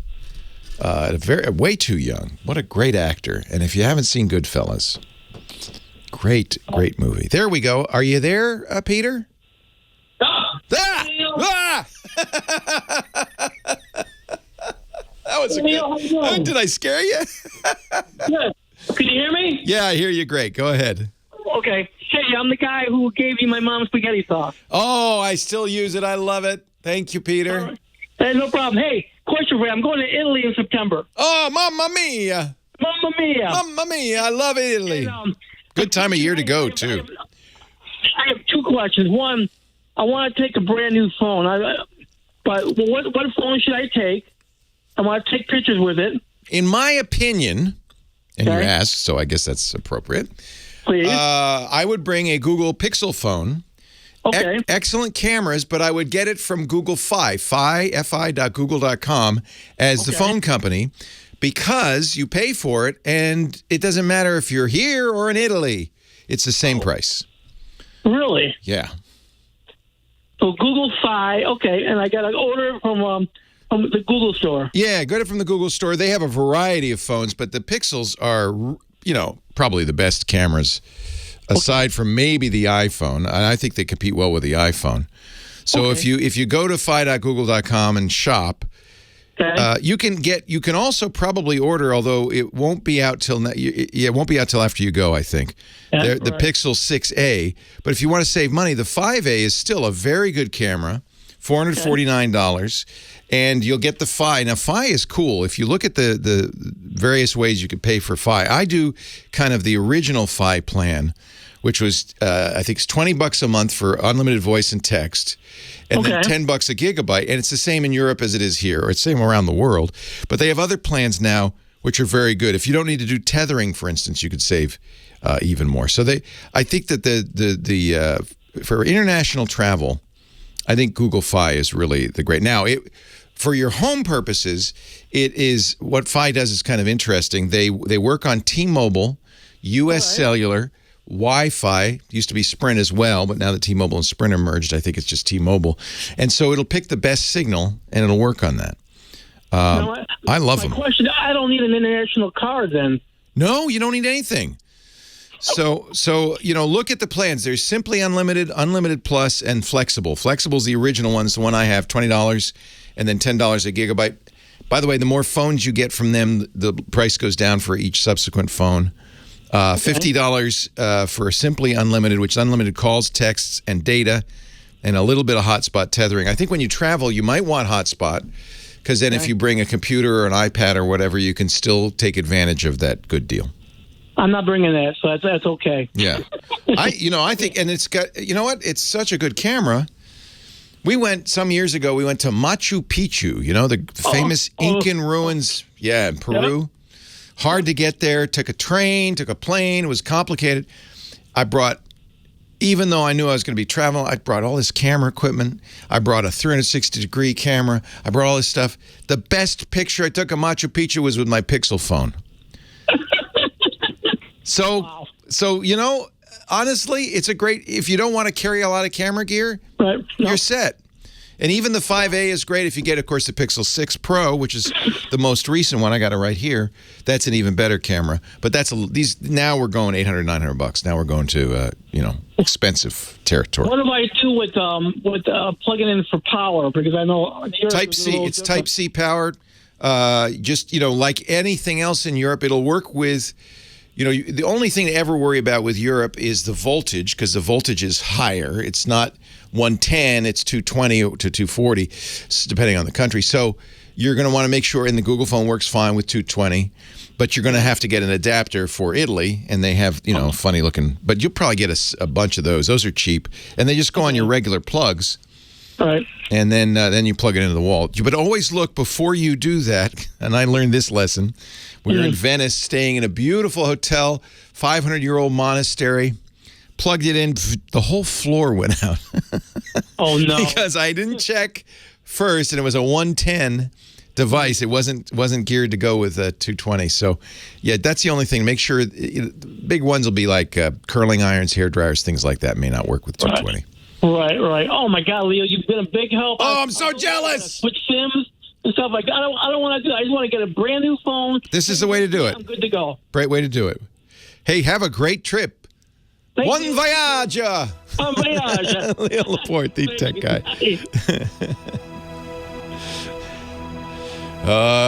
When I go from rags to riches. Hello, Johnny. Hello, Leo. How are you? You are not in home base. No, I'm not. Oh, it looks like Toronto. No, it looks like a hotel room. It is a hotel room, and it's a messy hotel room, which is why I have the camera angle up. Point it up. Nobody will ever know. Yeah. How you doing? Everything good? Yeah, the kids are sitting here on the couch. I'll show them to you afterwards. I want to see them. I do want to see them. Yep. We flew to New York right after last week's show, went right to the airport, and cashed in my miles. I bought the tickets back in August. It cost me 20,000 miles a piece to fly business class, lie flat seats. Oh, nice. They were charging 50,000 for coach on the same flight. Now that's how much prices have gone up. Wow. But so when I think I'm going to go see my mom next month while my sister's in Italy, and I think I'll go see my mom. Bring Abby. Looks like it Yeah, it's a little pricey these days to go to Logan. On JetBlue, though, I like JetBlue. I'm not going to go They're actually doing a little bit better than they were last month. Now Delta is the one that's a problem. Yeah. Wow. Delta's having big problems. They just announced they're cutting 100 flights this summer a day because they can't keep up. And, it's a mess out there this weekend. Oh, man. And we went and saw my dad, and he's now in the hospital with COVID. But he's doing all right. So I'm glad he's okay. Apparently, I guess the Atlantic says we're just going to all get COVID every couple of years. It's just the way it is. I haven't had, he's his third time? Dang. Yeah. Wow. Is it more mild each time for him? The first time was the most difficult. Yeah. The second time was nothing. And this time, I think he was doing fine. I just think the place he was in was actually not doing a good job with him. And so my sister saw him and took him to the hospital because he was so dehydrated. Good. And now he's doing better. Oh, man. But we only met with him outside. We got to see him. We got to see the kids. And we only met with him outside, stayed way except for the my pictures. mom says you can't. She said, we're going to have to figure this out. She says, you have to wear a mask or something. I said, okay. We can do that. We wear masks. Not a lot of people wearing masks in Connecticut. Not we just anywhere. came in from Rhode Island, by the way. Rhode Island, yeah? no one's wearing them either. Yeah, and Rhode Island's got a big outbreak. I ran into a friend on the beach in front of the Ocean House, and he just texted me an hour ago saying I just tested positive. Oh, man. Okay, next time you're in Rhode Island, Dune Brothers in Providence for the clam cakes. Okay. Dune Brothers. Oh, my God.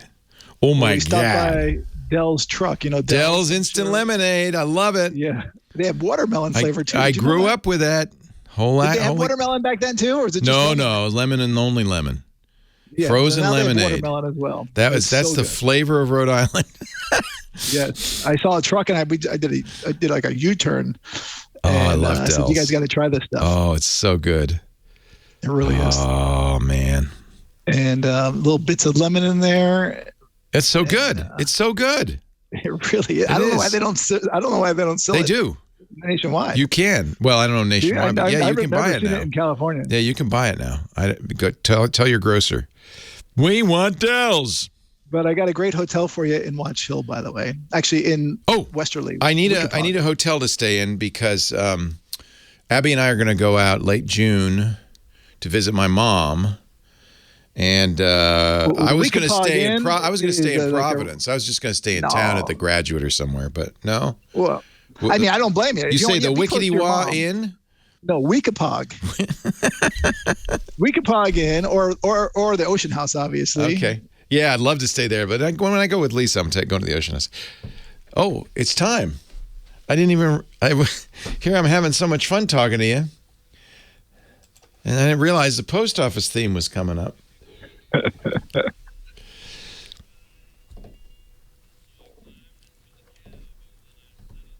Yeah, see, Dell's Lemonade Natural 4-pack. Amazon sells it. Yeah, you got to have some coffee milk while you're in Rhode Island, too.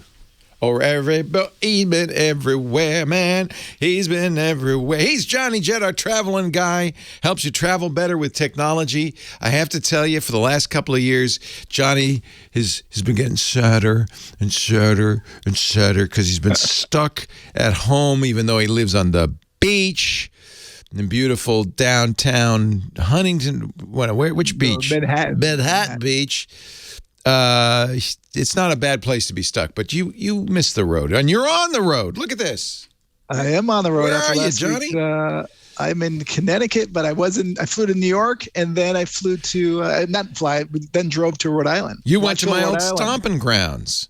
We did, I used to go to the Ocean House growing up. And so I brought my kids to. Did you stay at the Ocean House? Oh, not the Ocean House. The Watch Hill Inn. I don't know that one. That's the sister property of the Ocean House. Ocean House is so expensive and full.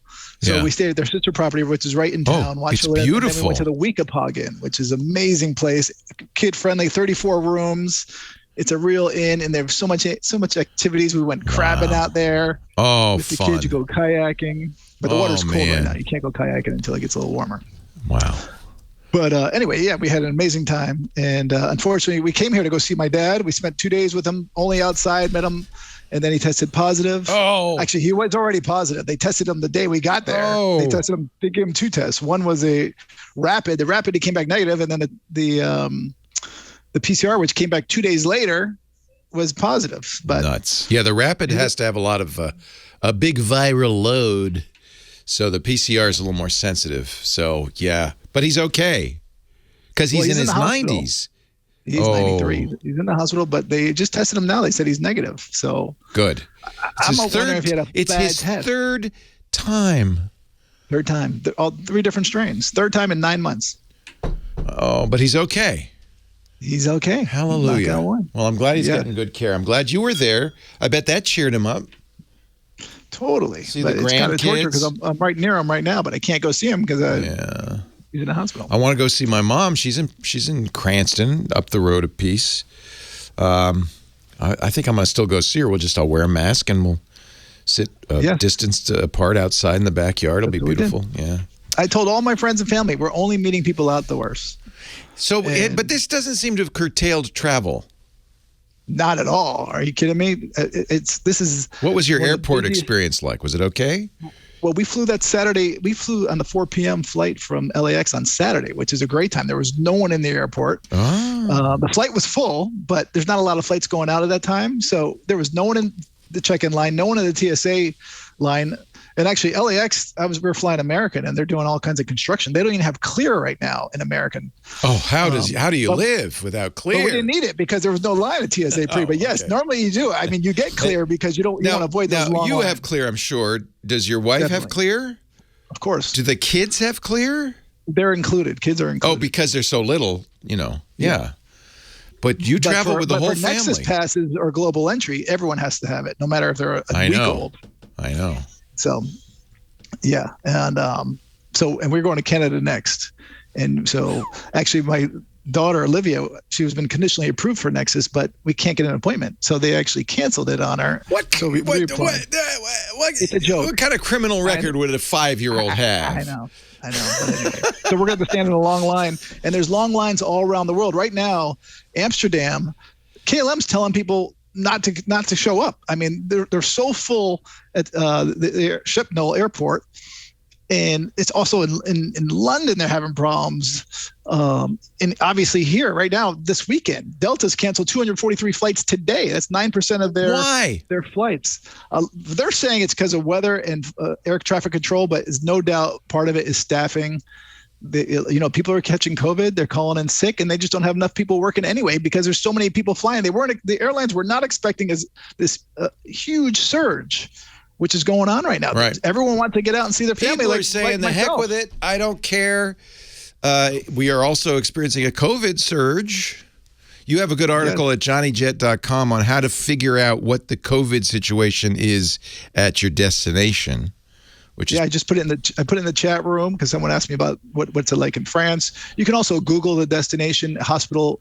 I go to the State Department, but it's not. It's all kind of vague. I really want no. Tell me, it's a red light, green light. I need to know. Well, Johns Hopkins does a good job. Johns Hopkins, that's a good one. That's a good choice. Yeah. But Delta, by the way, has canceled 100 flights a day. They just announced yesterday for flights between July 1st and August 7th because their staffing issues have been such a problem. And this is what JetBlue and Spirit Airlines did last month because they were getting just roasted by the general public because they just keep stranding people. And I have so many people right now emailing me saying, Delta's canceled my flight after flight. They've even moved me to different airports, and that flight got canceled. So my advice is to have a backup plan and also try and fly off-peak times like we did to come here. You'll have a much better experience. Sometimes I want to just say, hey, look, it's travel. You're going to have hiccups. You're going to have problems. The best way to survive and travel is just to keep calm, understand these things happen. Be nice to people. Be patient.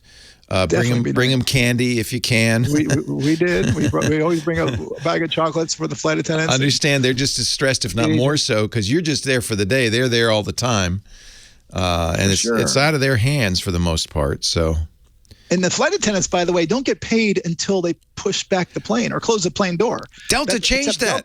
Delta just announced that they're going to do it. Bravo. They're going to give them, I think, 50%. That's ridiculous. You put on a uniform. You put on the outfit. You got to pack your bag. You got to go to the airport, drag it through the airport. You got to get on the van. You got to go over to the plane. You get on the plane. You got to say hi to a bunch of people and, put your mask on, get them. And then you don't get paid till they close the door? How do they even get away with that? That's work. I don't know.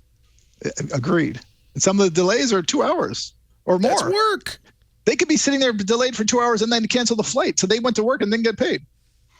Do you still have to wear? I'm sure you wore masks whether you had to or not. But do you still have to? We wore masks in the airport and on the plane when we got on the plane. But once we took off, we were in business class. No one was around us, so we took them off. And because of the Florida court, right? We don't have to. You don't have to.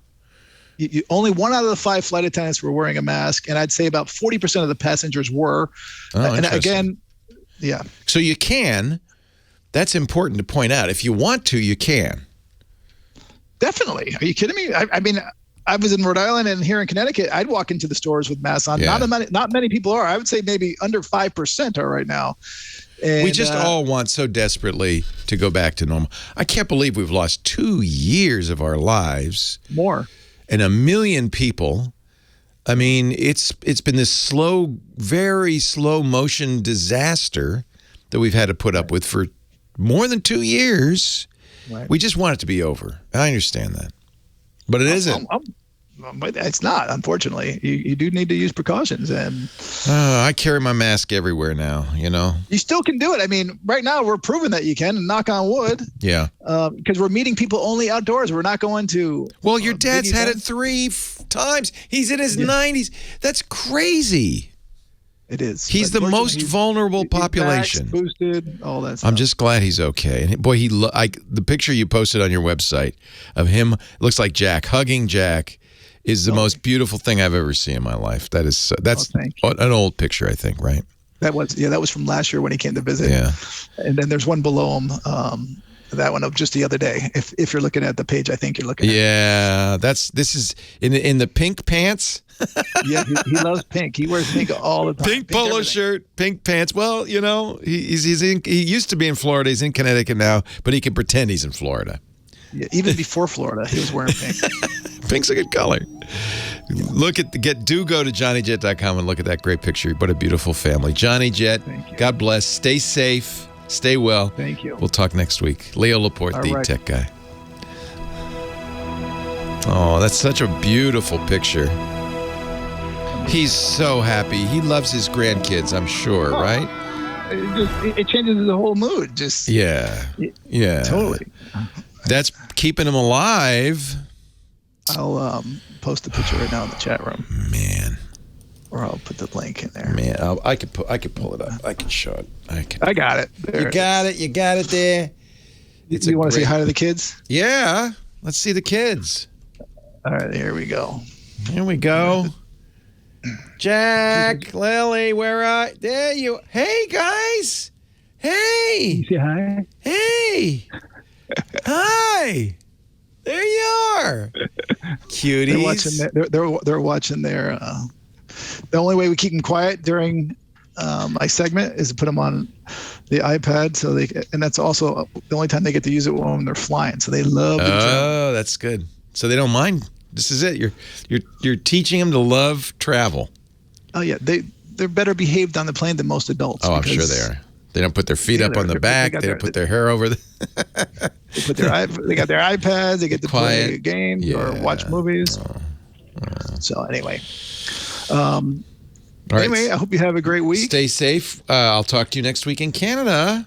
All right. Look at that. Look at that happy. That's a happy family, man. That is so cute. I put sunglasses on the kids. Oh yeah, those aren't real. I get it. Smart. Yeah. You're smart. You're smart. Yeah. Smart man. Very wise. I love it. All right. Have a great one, care. Johnny. All right. You too. Take care. Bye-bye. Bye-bye. Thanks, Dr. Mom, for cheering me up. I don't know how I've not gotten it. I honestly think I have some sort of. I either have extremely good luck or magic immunity or something. Yeah, I always go check Sonoma County. I have a bookmark to CDC Sonoma County. I jump right to that just to see how it's going. The county view, Sonoma County, where we been, where we going. Here it's going up. Oh, a little down tick there. That's good. Maybe we're leveling out.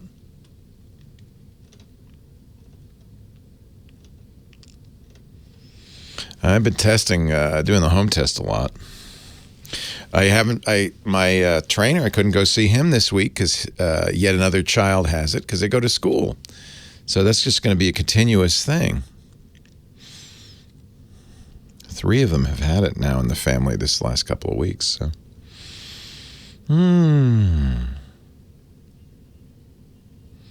We've been going out. We went out to eat last night. We're going out to eat indoors again tonight. You know, I'm quadrupled 4 shots now. Yeah, I might have had it asymptomatically, I guess, yeah. You know, it's funny, Dr. Mom. You and I are vaccinated against smallpox, but they stopped doing it. We've got a whole generation that's... Leo Laporte, the tech guy, 8888, ask Leo, the phone number. Back we go to the show. Robert in Anaheim Hills, California. Hello, Robert. Hey, how are you, Leo? I am great. How are you? Very good, very good. I got a real stumper I want to run by you. Okay. You ready for me? Okay. I bought an LG smart TV. I actually bought 2 of them about 5 years ago at Costco, and I have YouTube I watch all the time on the internet, and TV it watches it just perfect. I also subscribe to MotoGP.com to watch motorcycle road racing, and just about the time they're on the last lap and coming around to the finish line, it's going to be a checkered finish, and the TV says out of memory and up. Oh, that's terrible. And I go postal. Yeah. And you weren't watching recording, you were watching live. I'm watching it live streaming. I get up at 5 a.m. to watch it. And yeah. Wow. Well, that just underscores the sad truth that these TVs are computers. And they have a processor, they have RAM, they have memory, they have storage. And apparently the MotoGP app, you're watching it in their app, right? Yes, correct. Yeah, apparently their app has something we call a memory leak. A memory leak means it allocates memory and then doesn't release it and continues to allocate more memory until all the memory is occupied. And then the computer has only one choice. I can't go on. Now, when that happened, did the whole TV shut down or just MotoGP? Just MotoGP, yeah. and I basically turn the TV off and turn it back on again, and I get about one more lap in, and then it does. Yeah, you need to unplug it, because turning it off these days on a TV is like sleeping a computer. It doesn't actually reboot it.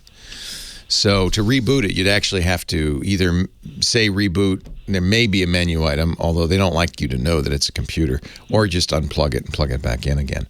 That should clear the memory, but there's a bug, and the bug is you just confirmed it because it didn't crash the TV. You can have memory leaks in a lot of things, but it didn't crash the TV, it crashed MotoGP. In fact, you haven't had this crash in any other app, so. Correct. Yeah. So all you can do is say to the MotoGP people, I want a refund. and it's $200 a year. Oh, so wow, that's more than in Formula One even. Wow. Yeah, it's right up there. In fact, I wanted to get Formula One, but I didn't want to go in any deeper. Yeah. Motorsports are expensive. It is. Woo. Yeah, this is the big frustration of streaming. I was talking to somebody. And it's maybe it was on the show. I think it was on the show where it's just like there's 15 different apps now. And if you want to watch something, you got to figure out where it is. Oh, you got to pay for that app. It's very frustrating. Yes. So I can't fix it from the TV side. Or no, I don't think so. I mean, it will. The best fix will be unplugging the TV. In other words, resetting it. Yeah. To empty out all the RAM. Don't launch anything else. Launch MotoGP, and it should get you another. You got an hour or two. You got to watch the beginning of the race. It just was the very end. Yeah. But the trick here is that what you did, turning it off and on with the remote or even the button on the TV, isn't actually turning it off or on. It's because they want them to come on fast, so they don't actually shut down. You need to actually shut it down. I know you're right, and I don't like it. I don't like it one bit. One thing you should try is uninstalling and reinstalling the MotoGP app. Okay, I'm actually just hitting it through the browser on the phone. Browser. Oh. Okay, so what's crashing is there is no MotoGP app. That's the browser that's crashing. So who makes a TV again? LG? LG. So that's an LG problem. They can't. MotoGP has nothing to do with it. And I tried calling I paid the warranty from Costco and the warranty from LG for 5 years, and they said, well, it's not a hardware problem, it's a software problem. It is. It's bad software. It's a bug in the software. Make sure you're updating the TV, because LG does. I know I have an LG TV, periodically update it. And then, so you're watching in the browser. You're not watching on the TV. Correct. I'll give you a fix. And in fact, this has been my general advice. You're using the television's own smart TV software. Yeah. And honestly, that software is usually pretty terrible because that's not their business. Their business is selling you TVs. But people want smart TVs, so they put Netflix on there. They put a browser on there. Browsers are usually the worst.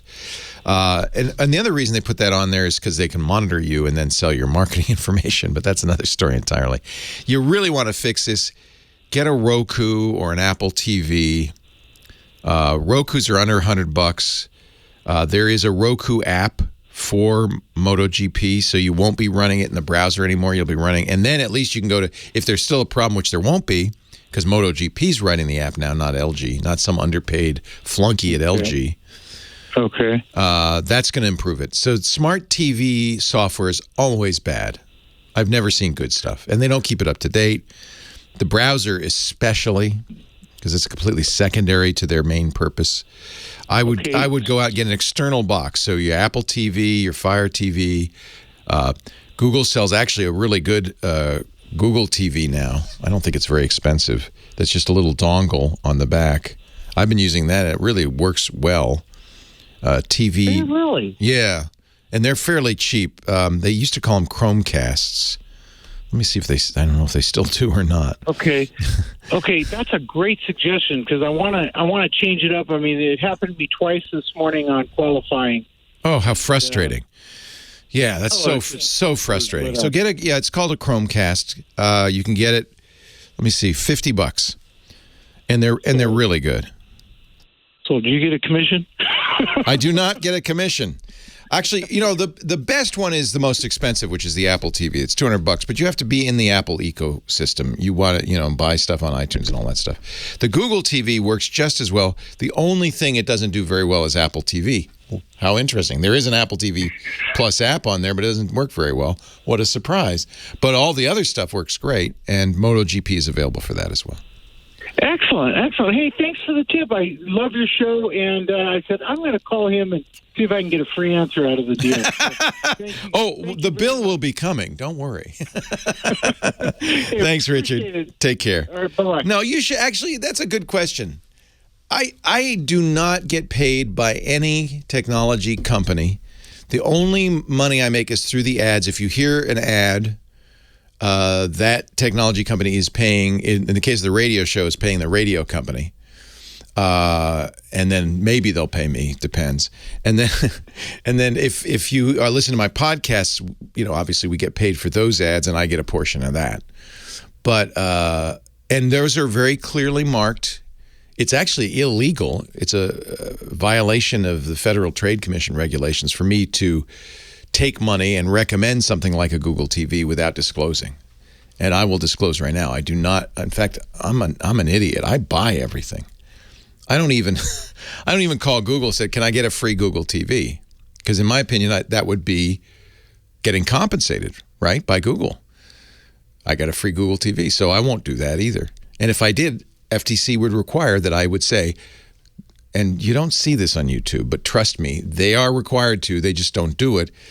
Hey, let me tell you. Hey, guys, let me tell you about this new Google TV. It's great. And what they are supposed to say is, the Google TV that Google sent me for free, it's great. You know why they don't say that? Because then you wouldn't trust them. But you shouldn't, because they're not saying it.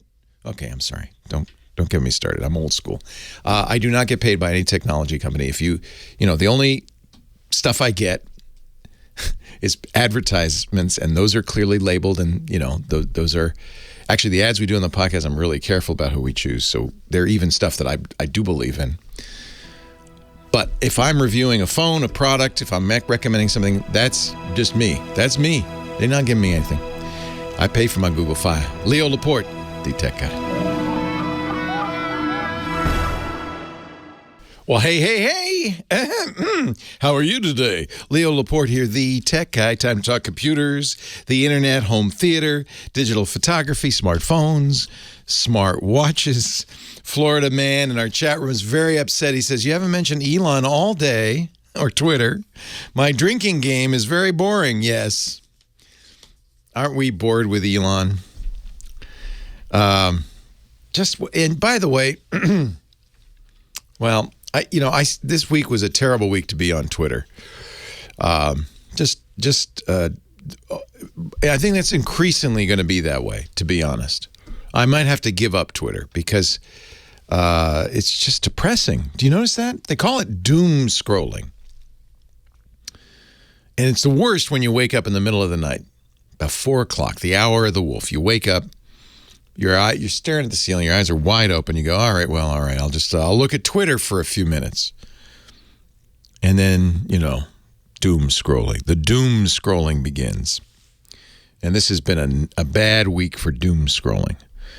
Even if you only read Elon's tweets, which are nutty. I'm sorry, but the man is off his rocker. And I know, I have a Tesla, and we're talking about Starlink as the hope of of global internet. Although, as we learn more about Starlink, it turns out maybe not going to be, the hope of the world for global internet. But sorry, Florida man. I'm sorry. I just can't. No doom scrolling today. Richard's on the line from Ventura, California. Hi, Richard. Leo Laporte, the tech guy. Hey, Leo. Welcome. I listen to you all the time. I love your show. I love geeking out with you. Thank you. You guys were talking about Star Trek, so I'm going to use that as an introduction to where I'm coming from. Oh, good. I began my journey into audio-video engineering about 38 years ago. And it led to remastering all 3 seasons of the original Star Trek. And wait a minute, did you do that professionally, just for fun? Yeah, no, I worked for Panasonic for their R&D division. Oh, how cool is that? So yeah, I had a lot of great experiences, and I'd like to think I understand audio video. So I'm using that as a preface to cover my embarrassment for calling you. Well, you know a hell of a lot more about it than I do. I could tell you that, Richard, right now. Well, I know enough to be embarrassed, but not. One of my first jobs was as working for a cable company when I was 15, and then I worked for a store out here called the Federated Group, which is a huge audio video. I remember them. Yeah. Yeah, and I was the operations manager and put together all the systems when THX First 8 came out and 5.1 and I understand a lot of how that works. So I'm totally stumped, and I'm bowing my head to you to see if I can get some help.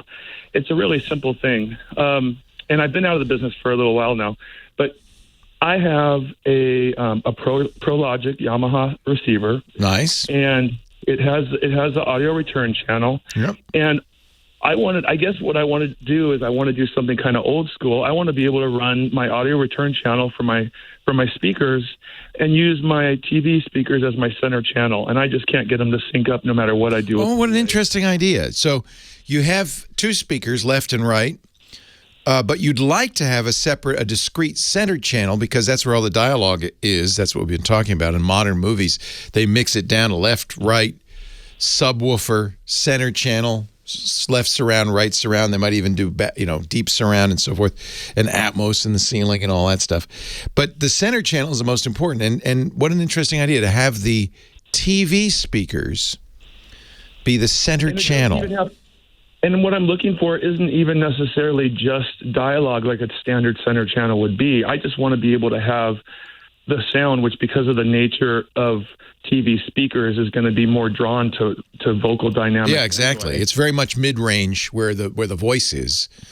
Right. It doesn't care about the deep bass. It doesn't care about the high treble. It's all in the mid. So here's the only way I could think of you could do it, because something's got to decode this, right? So you're going into your receiver. Your receiver's getting the Dolby information about what sounds go in what speakers. And among those, it's going to have a center channel information. And I presume your stereo has speaker outputs for center, right? So if you have a surround sound AV receiver, it'll have separate speakers for all of those: left, right, center, subwoofer, surround, all of those. So you have a center channel out. Correct. Okay. The only way to do this is if you could have that center channel out control the TV speakers directly. Now, on some TVs, I've seen this. It's a little weird that the speakers actually have speaker wire going from the built-in speakers on the TV into the TV, that you could remove them and replace them. Now, I doubt you have that particular model of TV. So what you're going to have to do is somehow open up and get access to those speakers, see what wires are going to those speakers, hope that the speakers are kind of bog standard enough that they have posts, they have, a connection, and then take the speakers out from the TV and put your speakers in from the AV receiver. Now you've made those speakers on the TV completely discrete. But I know why you want to do this, and the one thing you're going to lose when you do that, what you'd like to do is turn up the center channel with the TV remote, right? Yeah, or at least when you're viewing and you want to have bigger sound. Yeah, you're going to lose that because the TV is no longer controlling those speakers. Your AV receiver is. So you're back to the same old thing as if you used a soundbar. So I think if I'm going to interpret your question, your real question is, how can I keep both sets of speakers on? Right? If you don't connect the center channel. If you don't connect the center channel, then it doesn't matter. And even if you did connect it, you'd still be able to boost it by using the TV speakers. And that's going to really be dependent on the remote control and the menus systems in your TV. Most TVs, I think, once you hook up ARC or something else, are going to disable the internal speakers. But I have to say, I have experienced it where I can turn my speakers up independently of my surround. Yeah, I can. Well, then you're done. The ARC will give me sound to my TV. I just can't get it to sync up. The processing time is different. The sync is the problem. All right. Yeah. So you do have this situation where you can be listening to your surround and you turn up the TV and it's louder because it's the mids and the channels. That's actually a great solution. So syncing, the TVs do have delay. Most modern TVs have delay. But the problem is it's going to delay both, isn't it? So this is going to be an issue. If the AV receiver has its own delay and you're not hooking up the center channel, because if you did, you'd have some weird phasing happen. Maybe you can set the surrounds and the stereo speakers and the sub to match what's coming out of the TV. Let me think. Which would be faster, though? The TV is going to be faster, isn't it, than the stereo? So I don't know, because it's going through the ARC loop. Yeah. So by the time it gets back to the TV, the receiver's already picked up and doing its thing. Yeah, and I think the only thing that they build in is delay. They don't build in speed up. They don't build in delay video. They build in delay audio. And I think that you actually want to go in the other direction. Somebody, Scooter X has posted a link. Sony has this feature for TV speakers as the center channel. Oh, look at that. So some Sony TVs, they literally have a center speaker mode that lets you do exactly what you want to do. So that's the answer. Throw out your TV. Yes, throw out the brand new Samsung. That's interesting that Sony offers this. So you're not the first person to think of this. How clever. Wow. Cool. We'll put a link in this. This is up to date. It's a May 2022 technical note on using your TV speakers as center speaker. Good catch, Scooter X. We'll put this up. I can't think of a way to get there are external delay boxes. Well, maybe that's the way to do it. If you can get an external delay, the problem is it's not really delay because the problem is the audio coming out of the TV is going to be behind. Is it or not? No, it'll be ahead.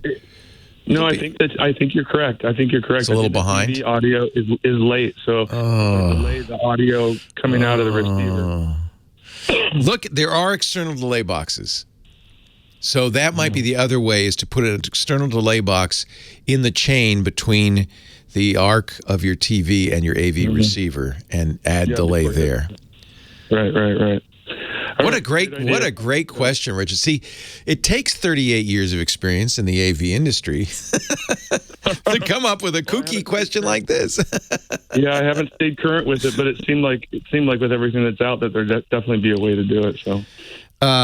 Yeah, I mean, honestly, I don't think the center channel has to be the best speaker. In fact, it often is not the best speaker, certainly not the best speaker in any of my surround systems.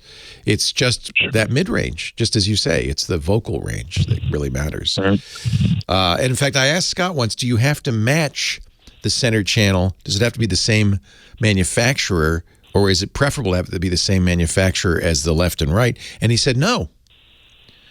He said no. So I think it's what you propose is sensible. It's an interesting. I never thought about the delay issue. They aren't in sync, are they? I've done this before when you're dealing with component and composite low level frequencies, but when you go to the HDMI now and digital and everything's different because it's being decoded and all that. So well, maybe don't use the arc. Maybe use the optical out for your receiver. Yeah. I mean, I think that should be the same speed, right?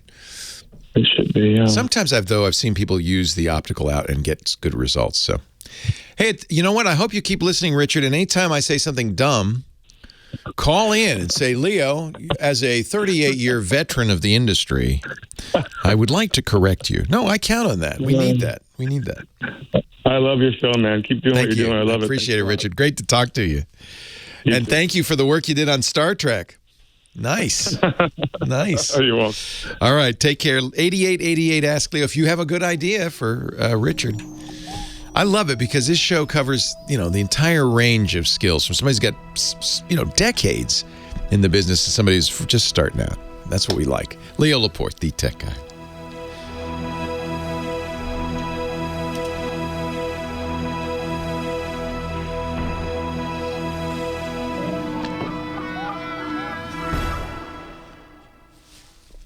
I'm not sure the center channel needs to be the best speaker, Scooter X. It's certainly not on my system. I have giant towers for left and right, and the center is just a little old center speaker. In fact, that's true on almost all my systems. I guess it depends what you mean by best, but all it has to really reproduce is the vocal frequencies. So that's what. Oh, interesting. The voice speech of a typical adult male will have a fundamental frequency from 85 to 155. Wow. And a woman, 165 to 255.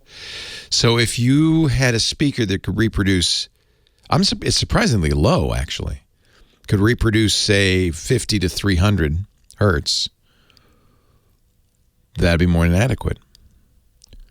Wow, I didn't realize men could talk that deep. In telephony, the voice frequency is 300 to 3400. Wow. Oh, okay. So this is fundamental frequency. However, if you just use 50 to 300, you'll miss so many of the harmonics. So you want the harmonics as well. I'm looking at Wikipedia's entry for voice frequency. The bandwidth allocated for a single voice frequency transmission channel is usually 4 kilohertz, including guard bands, allowing a sampling rate of 8 kilohertz to be used as the basis of the pulse code modulation system for PSTN. That's for digital PSTN. Huh. That's because of the Nyquist theorem. Huh. So there are harmonics, higher and lower harmonics. Most important, but not the most accurate. Or maybe not accurate's not the... See, best, what does best mean? Maybe it's the most important to be the most accurate, but it doesn't have to have the broadest range. That's interesting. To create a seamless front soundstage, the center channel must match the tonality of the left and right speakers. So that's why it's probably good to have... It is probably good to have them match, which they do in my home theaters. All of my home theaters, they match. I don't have a center channel at all in the bedroom. I just have left-right, and it works perfectly well. So left, right, and sub. Honestly, if you have really good speakers, yeah, I mean, this is a company selling this gear, so I'm not sure I'd fully credit what they're saying. Very 80s today. Leo Laporte, the tech guy, or is this 90s? I don't know. They all blur together, don't they, after a while? Randy on the line from Huntington, California. Huntington Beach. Hello, Randy. Good afternoon to you. I've got 2 questions. The first one is regarding laptop battery care. Okay. For my phones, I've been letting them charge up to 80% and discharge down to 20% to try to get the best battery life. And I just got a new Lenovo 5 Flex laptop, and I'm wondering if the same treatment makes sense for the laptop. Yeah, I mean, that is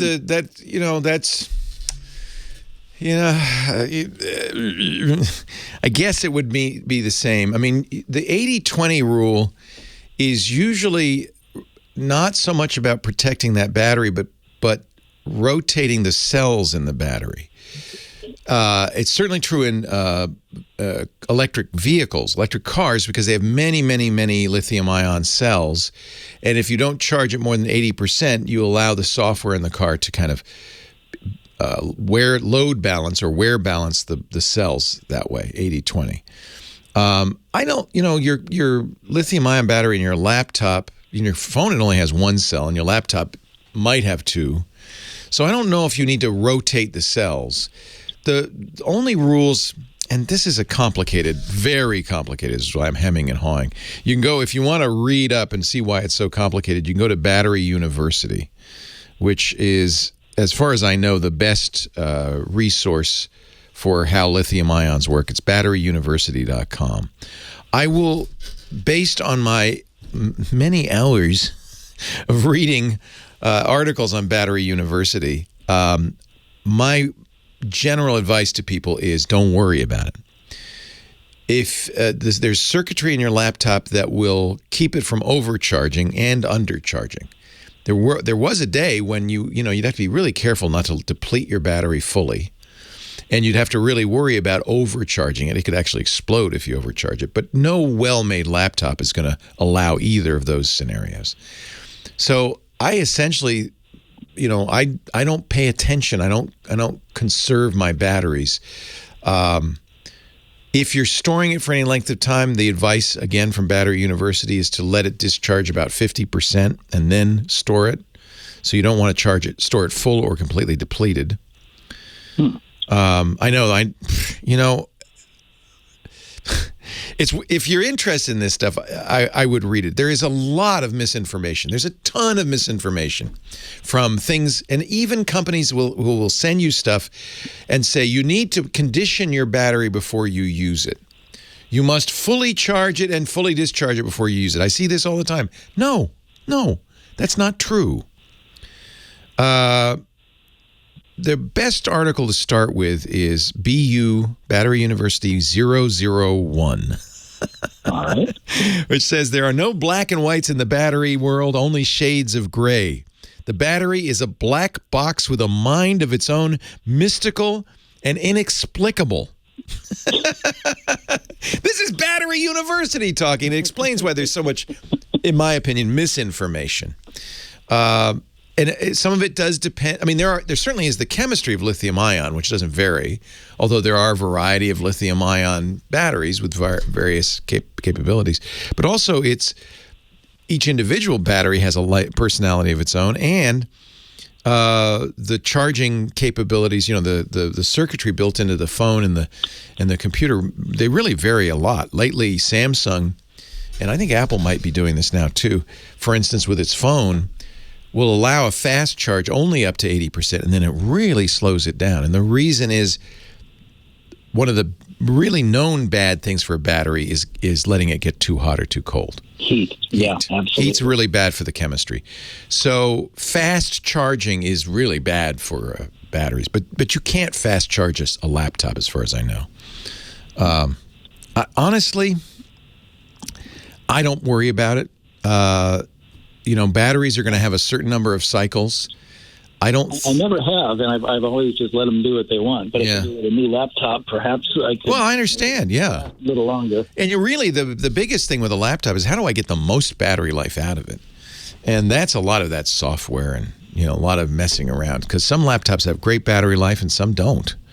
And, you'd be able to unplug the battery and get a new one and snap it back. If you only could, right. But nowadays, that's also, they're so thin these days that stuff is glued in. It often doesn't have packaging around it to save space, which means you can't touch it, can't remove it. So, yeah, you got to make it work. What's the answer? I don't know. If you really want to get picky, batteryuniversity.com. Short answer is, don't worry about it. I leave mine plugged in. Leo Laporte, the tech guy. I think you could spend so much energy messing with it, maybe there's a diminishing returns. Let me see if they have, they have this whole, there's a lot here. Check it out. I've got another question for you regarding NVMEs, if we can do Sure, that. yeah. Yeah, we'll do it right now. All right, cool. Well, my question is, with this thing, I want to expand it. It's got a 250 gig NVMe. Right. And I'm looking at adding 2 terabytes. I think that'll last me more than I will ever need. Yes. And I understand drives are overbuilt with more than 2 terabytes of cells to make up for cells that'll die. So theoretically, you get better longevity with a larger drive. It's also for wear leveling, because with SSDs, you don't want to read and write to the same cell over and over and over again. So just like the battery in the car, they rotate through the cells on the SSDs. Well, I'm trying to balance between the read and write speeds and the mean time between failure and the limited warranty. So you've got the slower ones at 5,000 megabits per second for read, 1.7 million mean time between failures, and 6-year limited warranty. That sounds so. Let me tell you the dirty little secret about MTBU. Yeah. They'll take 100 drives, put them in a hot room, and run them till they die, and then take the percentage. It's all made up. It's statistical, but it's made up. And it doesn't actually reflect any reasonable number. I have never had an SSD fail, ever. I never have either. No. And, I think get the fastest ones and just forget about it, because I've never had them fail. It is the case. I wish Alan Malventano were here. Unfortunately, he went to work for Intel on their SSDs, and now he can't be quite as forthright as he used to be. He used to write for PC Perspective. He was the king of SSDs. He knows everything. And he always said it really comes down, the best thing to do is to make sure you get the best firmware, because wear leveling and trimming and all that stuff is all in firmware. But I think nowadays, those Samsung EVOs, I've never had trouble with. They're very reliable. I guess Intel does, everybody kind of agree, make the best SSDs, but they're very, very expensive. I don't think there's an issue. And since if you can open up your laptop and take out the SSD, which you often can, yeah, if it's replaceable, I wouldn't worry about it. Yeah, no, I'm just. I don't want to lose the data at some point. Yeah, well, you should be backing up because there's no. Yeah, that's why MTBU is kind of a misnomer because there's no. It's not like, oh yeah, this is going to go to 1 million hours and then fail. It could fail in 10 hours. Right. It's just the mean time, and it's not even very well calculated. I mean, it's really kind of a bogus. Probably not statistically relevant. Yeah, it isn't. I mean, that's really the bottom line. Nor is the smart stuff or any of that stuff. So, any advantages with 3D TLC manned or 4D? Well, they like that, and that's what Optane does as well. They like that because you could put more capacity in.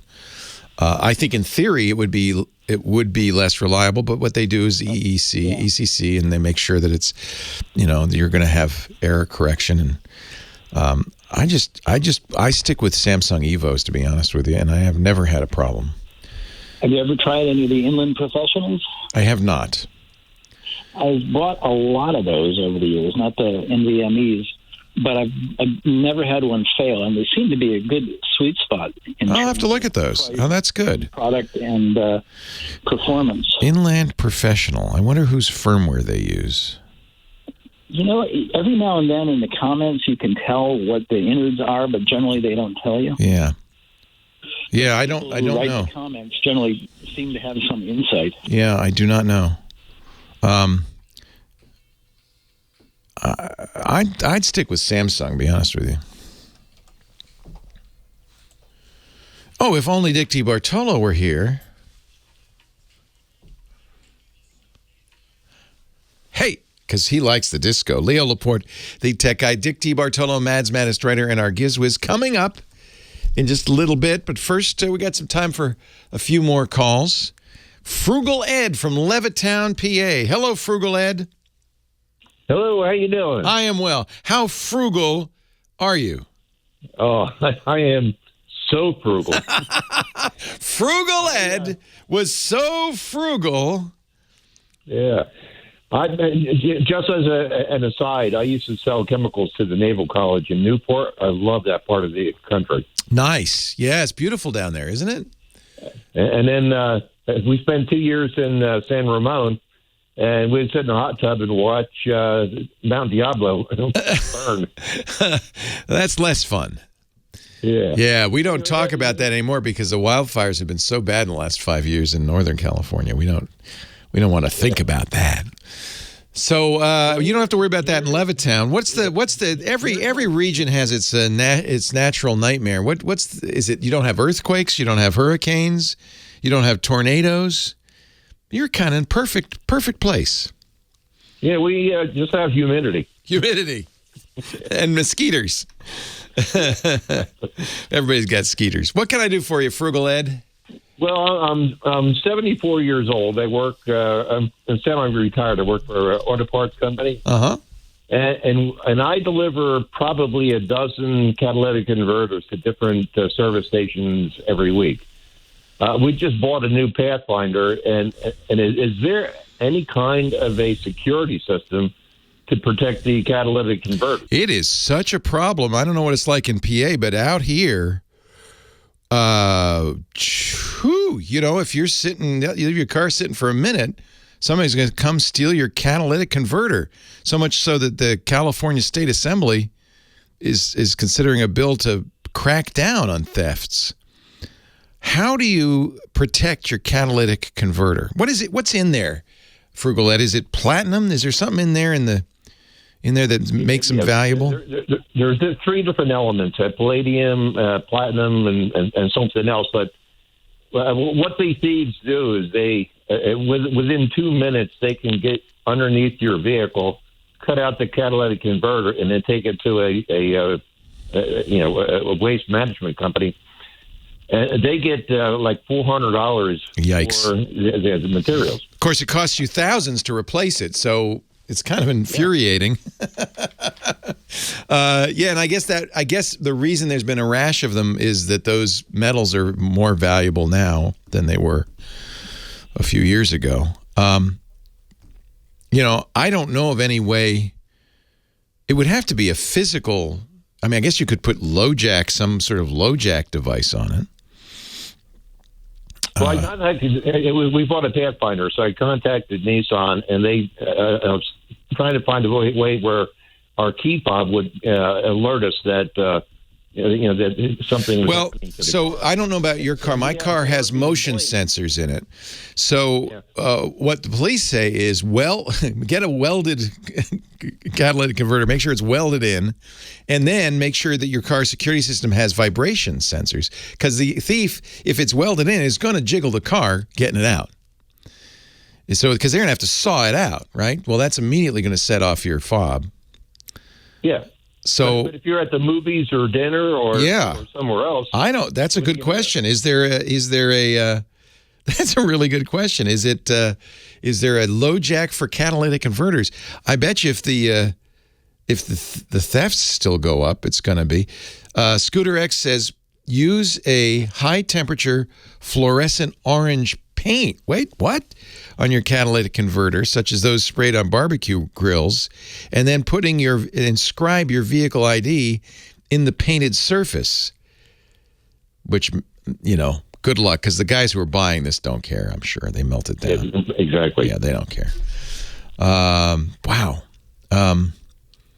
That is such a good question. I don't know. Maybe somebody listening will know. I just I don't know what you do to protect it except physically. I love the idea. Maybe car manufacturers, if this keeps up, will start building it into their alarm systems. Alarm the catalytic converter. I don't know of any aftermarket solution though. You work in auto parts. You ought to know, Frugal Ed. Well, no, I don't. That's the problem. Yeah, right. You're a techno guy. I don't have a catalytic converter. I have an electric vehicle, so I don't have to convert nothing. But maybe that's the answer. Get an electric vehicle, then you don't have to worry about it. Scooter X says, obviously this. There are metal cages and there's all sorts of physical deterrents, but I don't know of any electronic deterrent. Maybe you could. It gets so hot you can't put something like an Apple AirTag on it. It would melt it. So that's the problem. These things get really, really hot in operation. Yeah. You can get your VIN etched in it, but again, I think anybody who's buying catalytic converters knows they're hot. And I don't mean warm, I mean hot. So they don't care. I think this is... I think this is a great question. I don't know if there's an answer. Sometimes we get questions for which there is no answer. I'll get Dick Debartolo working on this. Maybe something from Hasbro. I don't know. If this is the problem. I mean, remember the spate of, I guess it's still going on. Copper's so valuable. Copper pipes getting stolen. Copper wiring getting stolen. I wish there were, besides sitting outside the car with a shotgun, I don't know what else you can do. I've seen a number of articles saying do this, do that, but I don't know of any electronic alarm system that would work. Sorry, I'm a failure. Last call, Lynn from Selmer, Tennessee. Hello, Lynn. Hey, Leo. Welcome. What can I do for you? Hey, man. I was just wondering have you got any recommendations on the company Gazelle that sell Yeah, we used to advertise for them. I like Gazelle. But shop around because there are a number of places that will take your old devices. We usually send our old devices, of which we have a lot because I buy them, to Gazelle. But check Swappa as well, SWAPPA. The nice thing about all these sites is they'll give you a quote. So you can get an idea of what the best price is. In fact, nowadays, if you're doing an iPhone, check what Apple will pay. I'm going to guess it's lower than others, but it's worth checking. Samsung takes phone and trade. I've noticed, by the way, that Samsung is very generous. When they've got a new phone, I always trade in my old Samsungs because I always get a really good deal on those trade-ins. But Gazelle, I think Gazelle's pretty good. I think, we've sent a lot of stuff to them with Gazelle. If they'll give you a quote based on what you assess the condition of that device is. You have to unlock it first. And you say, well, I think it's pretty good. There's a few nicks, but it's completely operational, whatever. You send it to them, and they will then say, yeah, you're right. That's exactly so we're going to match our offer. We're going to say our quote was accurate, but they also reserve the right to change it. And then at that point, you can say, no, you knocked $20 off, send it back, and they'll send it back. My experience with Gazelle, maybe because we're very conservative in describing these devices, is at least half the time they've said, no, it's in better shape than you said. We're going to give you another $20 or whatever.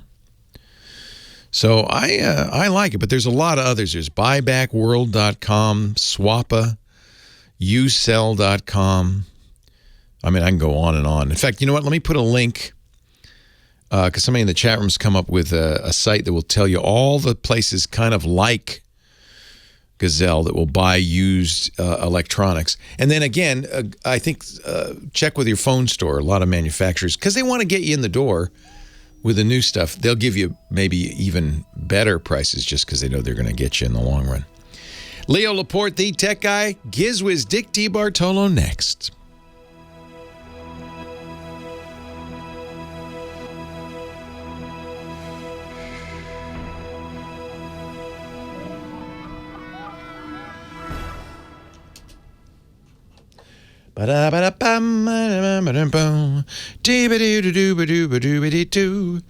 Swappa. It's a swappa.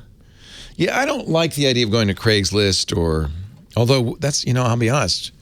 When we've sold cars, Lisa's really good at selling old cars. I think she does Craigslist, so that works.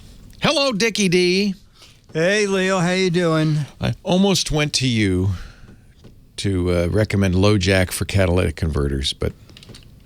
Oh, how about a fake webcam? Oh, there you go. With a little blinking... Oh, that's brilliant. ...red light. I'm going to ask you. The car. That's a good answer. That's brilliant. I'm watching, and I bet Frugal Fred there, you can probably get one for like Frugal $20. Fred, they cost nothing. I'm watching you. Good thinking. Yeah, and then paint a big eye on your catatonic converter. Oh.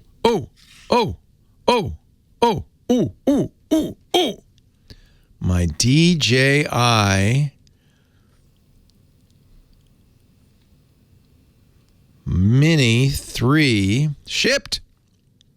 Oh. 5/28 it shipped. So it just shipped today. That's today. So it means I'll get it later next week. Shipper created a label. Oh, hey, Leo, at the end of June, can I swap a Saturday for a Sunday? Yeah, whatever you want. Okay. You can do whatever you want. Because you're the Giz Wiz. We'll just tell us the date and we'll talk to our Sunday folk. Okay, very good. Yeah, it's the 25th. Actually, you can always do that because nobody's in your slot, the 45 slot. I know. You own that, I've done man. it before. Right. Wow.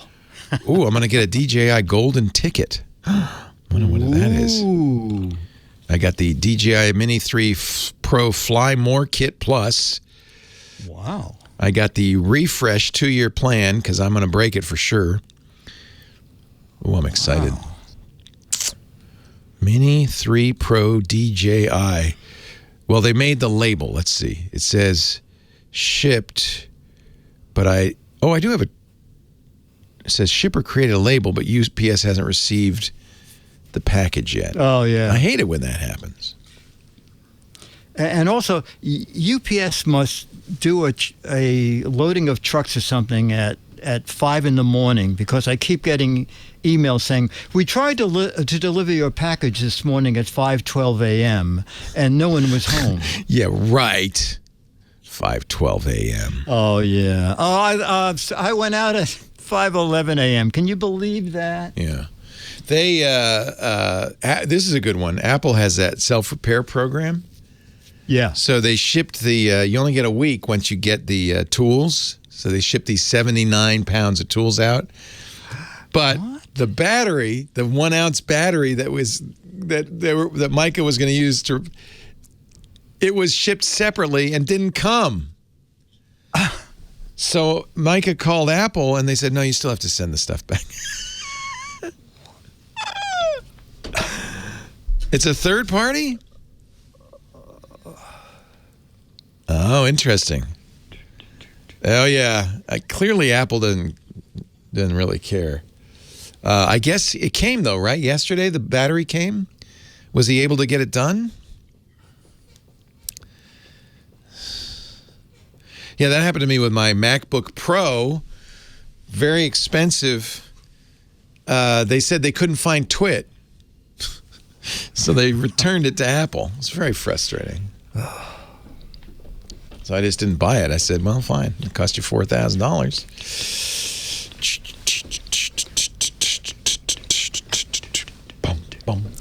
Everybody dance.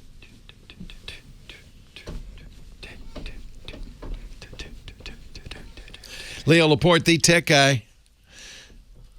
Mandole, hey, hey. We like to give Dick a few minutes to dance his way into the studio. You're good, man. I like that slide at the end. That was very, very nicely done. Yeah, Dick Debartolo, Mad Magazine's maddest writer, and the Giz Wiz. And he joins us every week to talk about some crazy gizmo or gadget. And I thought, I should ask you, Frugal Ed was so frugal that gas was so expensive, he put blank in his tank. There you go. You're still doing it, man. You still got it. Still right. Yeah. It's right up there, man. This guy saved the match game, wrote most of the best questions for the match game. How many years was that you did that? Oh, match game on and off ran for 18 years. I mean, it's still running around the world. But they're not doing new match games, right? No. The Alec Baldwin thing, I think, ran 4 or 5 seasons, and that ended. So, match game kind of prime time. Yeah. Exactly. Great stuff, though. Great stuff. Yeah. And you were the guy who wrote all those, Frugal Ed was so frugal. Instead of putting gas in his gas tank, he put blank. He put blank in. Tell Frugal Ed, buy a cheapy fake webcam and somehow bolt it under the car facing the catalytic. Like not a real one, just like a dummy. A dummy. Like I'm watching you. Yeah. Because, the thing is, if cars are in a big long line and a guy sticks his head under there, he goes, could be fake, could be real, but the next car Why take a chance? Nothing. Right. Make sure the light's blinking, though, right? Exactly.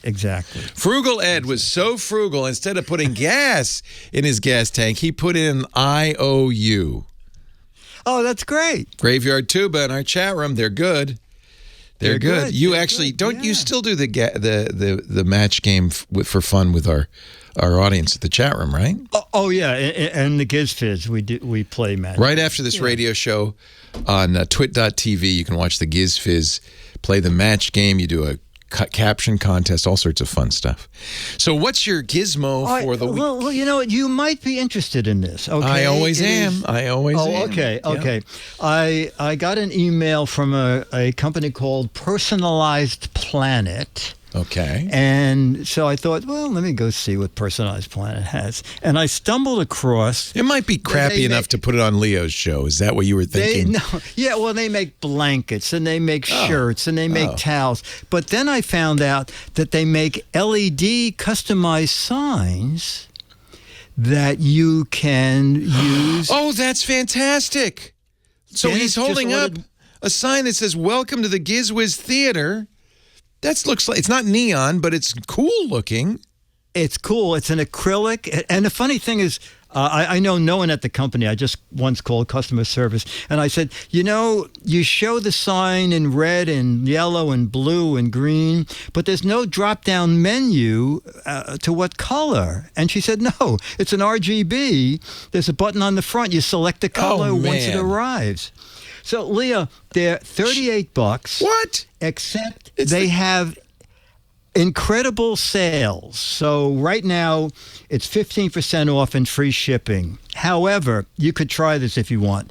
Maybe it only went to people who bought in the past. Oh. But this weekend... No, it's up at the type. 15% off site-wide. No, Leo, what came to me was... Memorial Day weekend, use Weekend 40. Weekend 40? For 40% off. What? Oh, look at that. It's ridiculous. And it's not just Hollywood signs. No. I'm going to get a cat for Lisa. That's so cool because it's not only just a cat, but it could have her name on it. Yeah, exactly. And Dennis bought one for his bar that looks really great. Oh my golly gosh! I love this company. I know no one there, but personalized plan. Well, I mean, honestly, they must have some sort of automated cutter that does these. Yeah, yes, I guess, yes. Or etches them, and then you like the welcome to. I think everything is $37.95. The welcome to sign is standard, and then there's a bar where you can put in. I think it's up to 18 characters. Like Happy Birthday is done that way. You get to put the name in at the bottom. This would be great. You put this up for a birthday. I mean, and they've got many pages of things. Of stuff. 36 different designs. There's a butterfly, hearts. There's a Mobius strip. Grandkids Infinity sign, they call it. I don't know why. Oh, there's I didn't even go down that far. There's a rocket ship Jetson for a kid's name. Yeah, well, Jason. But it's great fun and it takes 10 to 12 days. I think mine came in 10 days, and cocktail bar is what Dennis bought. He put Chez Denis. Chez Denis cocktail bar. Chez Denis bar. All right. When I come out to Disneyland, I want a cocktail at Chez Denis. That's hysterical. And all different colors. Look at that. Yeah, and you just select it. Once you buy it, there's a little button on the front. You can have a prayer. You can either pick a color or you can have it cycle through all the colors. Oh, this is cool. And battery operated or USB, your choice. Okay, so you could plug it in, so you could just leave it on all the time. Exactly, that's what I do. Oh, there's a little unicorn. I know you love unicorns. Very neat. So go to gizwiz.biz for a link to Personalized Planet and for that Memorial Day weekend code. That's very nice. And no guarantees, but, give it a try. Yeah, exactly. Yeah. As I said, I don't know anybody there, but probably if they get, they're going to get 1,000 of them now. And they're going to go, I don't know what happened. But we got a lot of acrylic light-ups to print. That's very cool. While you're at gizwiz.biz, Dick's website, he's the Gizmo Wizard, or Giz Wiz for short, and it's his business, or biz for short. Oh, so very good. I figured it out. Gizwiz.biz. If you like puzzles, you'll love the What the Heck Is It contest, a chance to win an autographed copy of Mad Magazine by identifying this lump of blue clay. I'm seeing something inside there. I'm seeing like a little thing there. I feel like there's something going on with this thing. So look at it. See that was good. Yes. Can I submit that? No, probably not. Yeah. So, that's there's something going on. This here is a thingamajig with something going on in there. Up to 6 mads for the correct answers, up to 12 for the cute, silly answer. Judges' decisions are final. And they're going to be playing this all the way through the end of June. So you got a little bit of time to figure it all out. Gizwiz.biz. While you're there, look at the Mad Magazine memorabilia there, because, of course, he's the last man standing at Mad Magazine.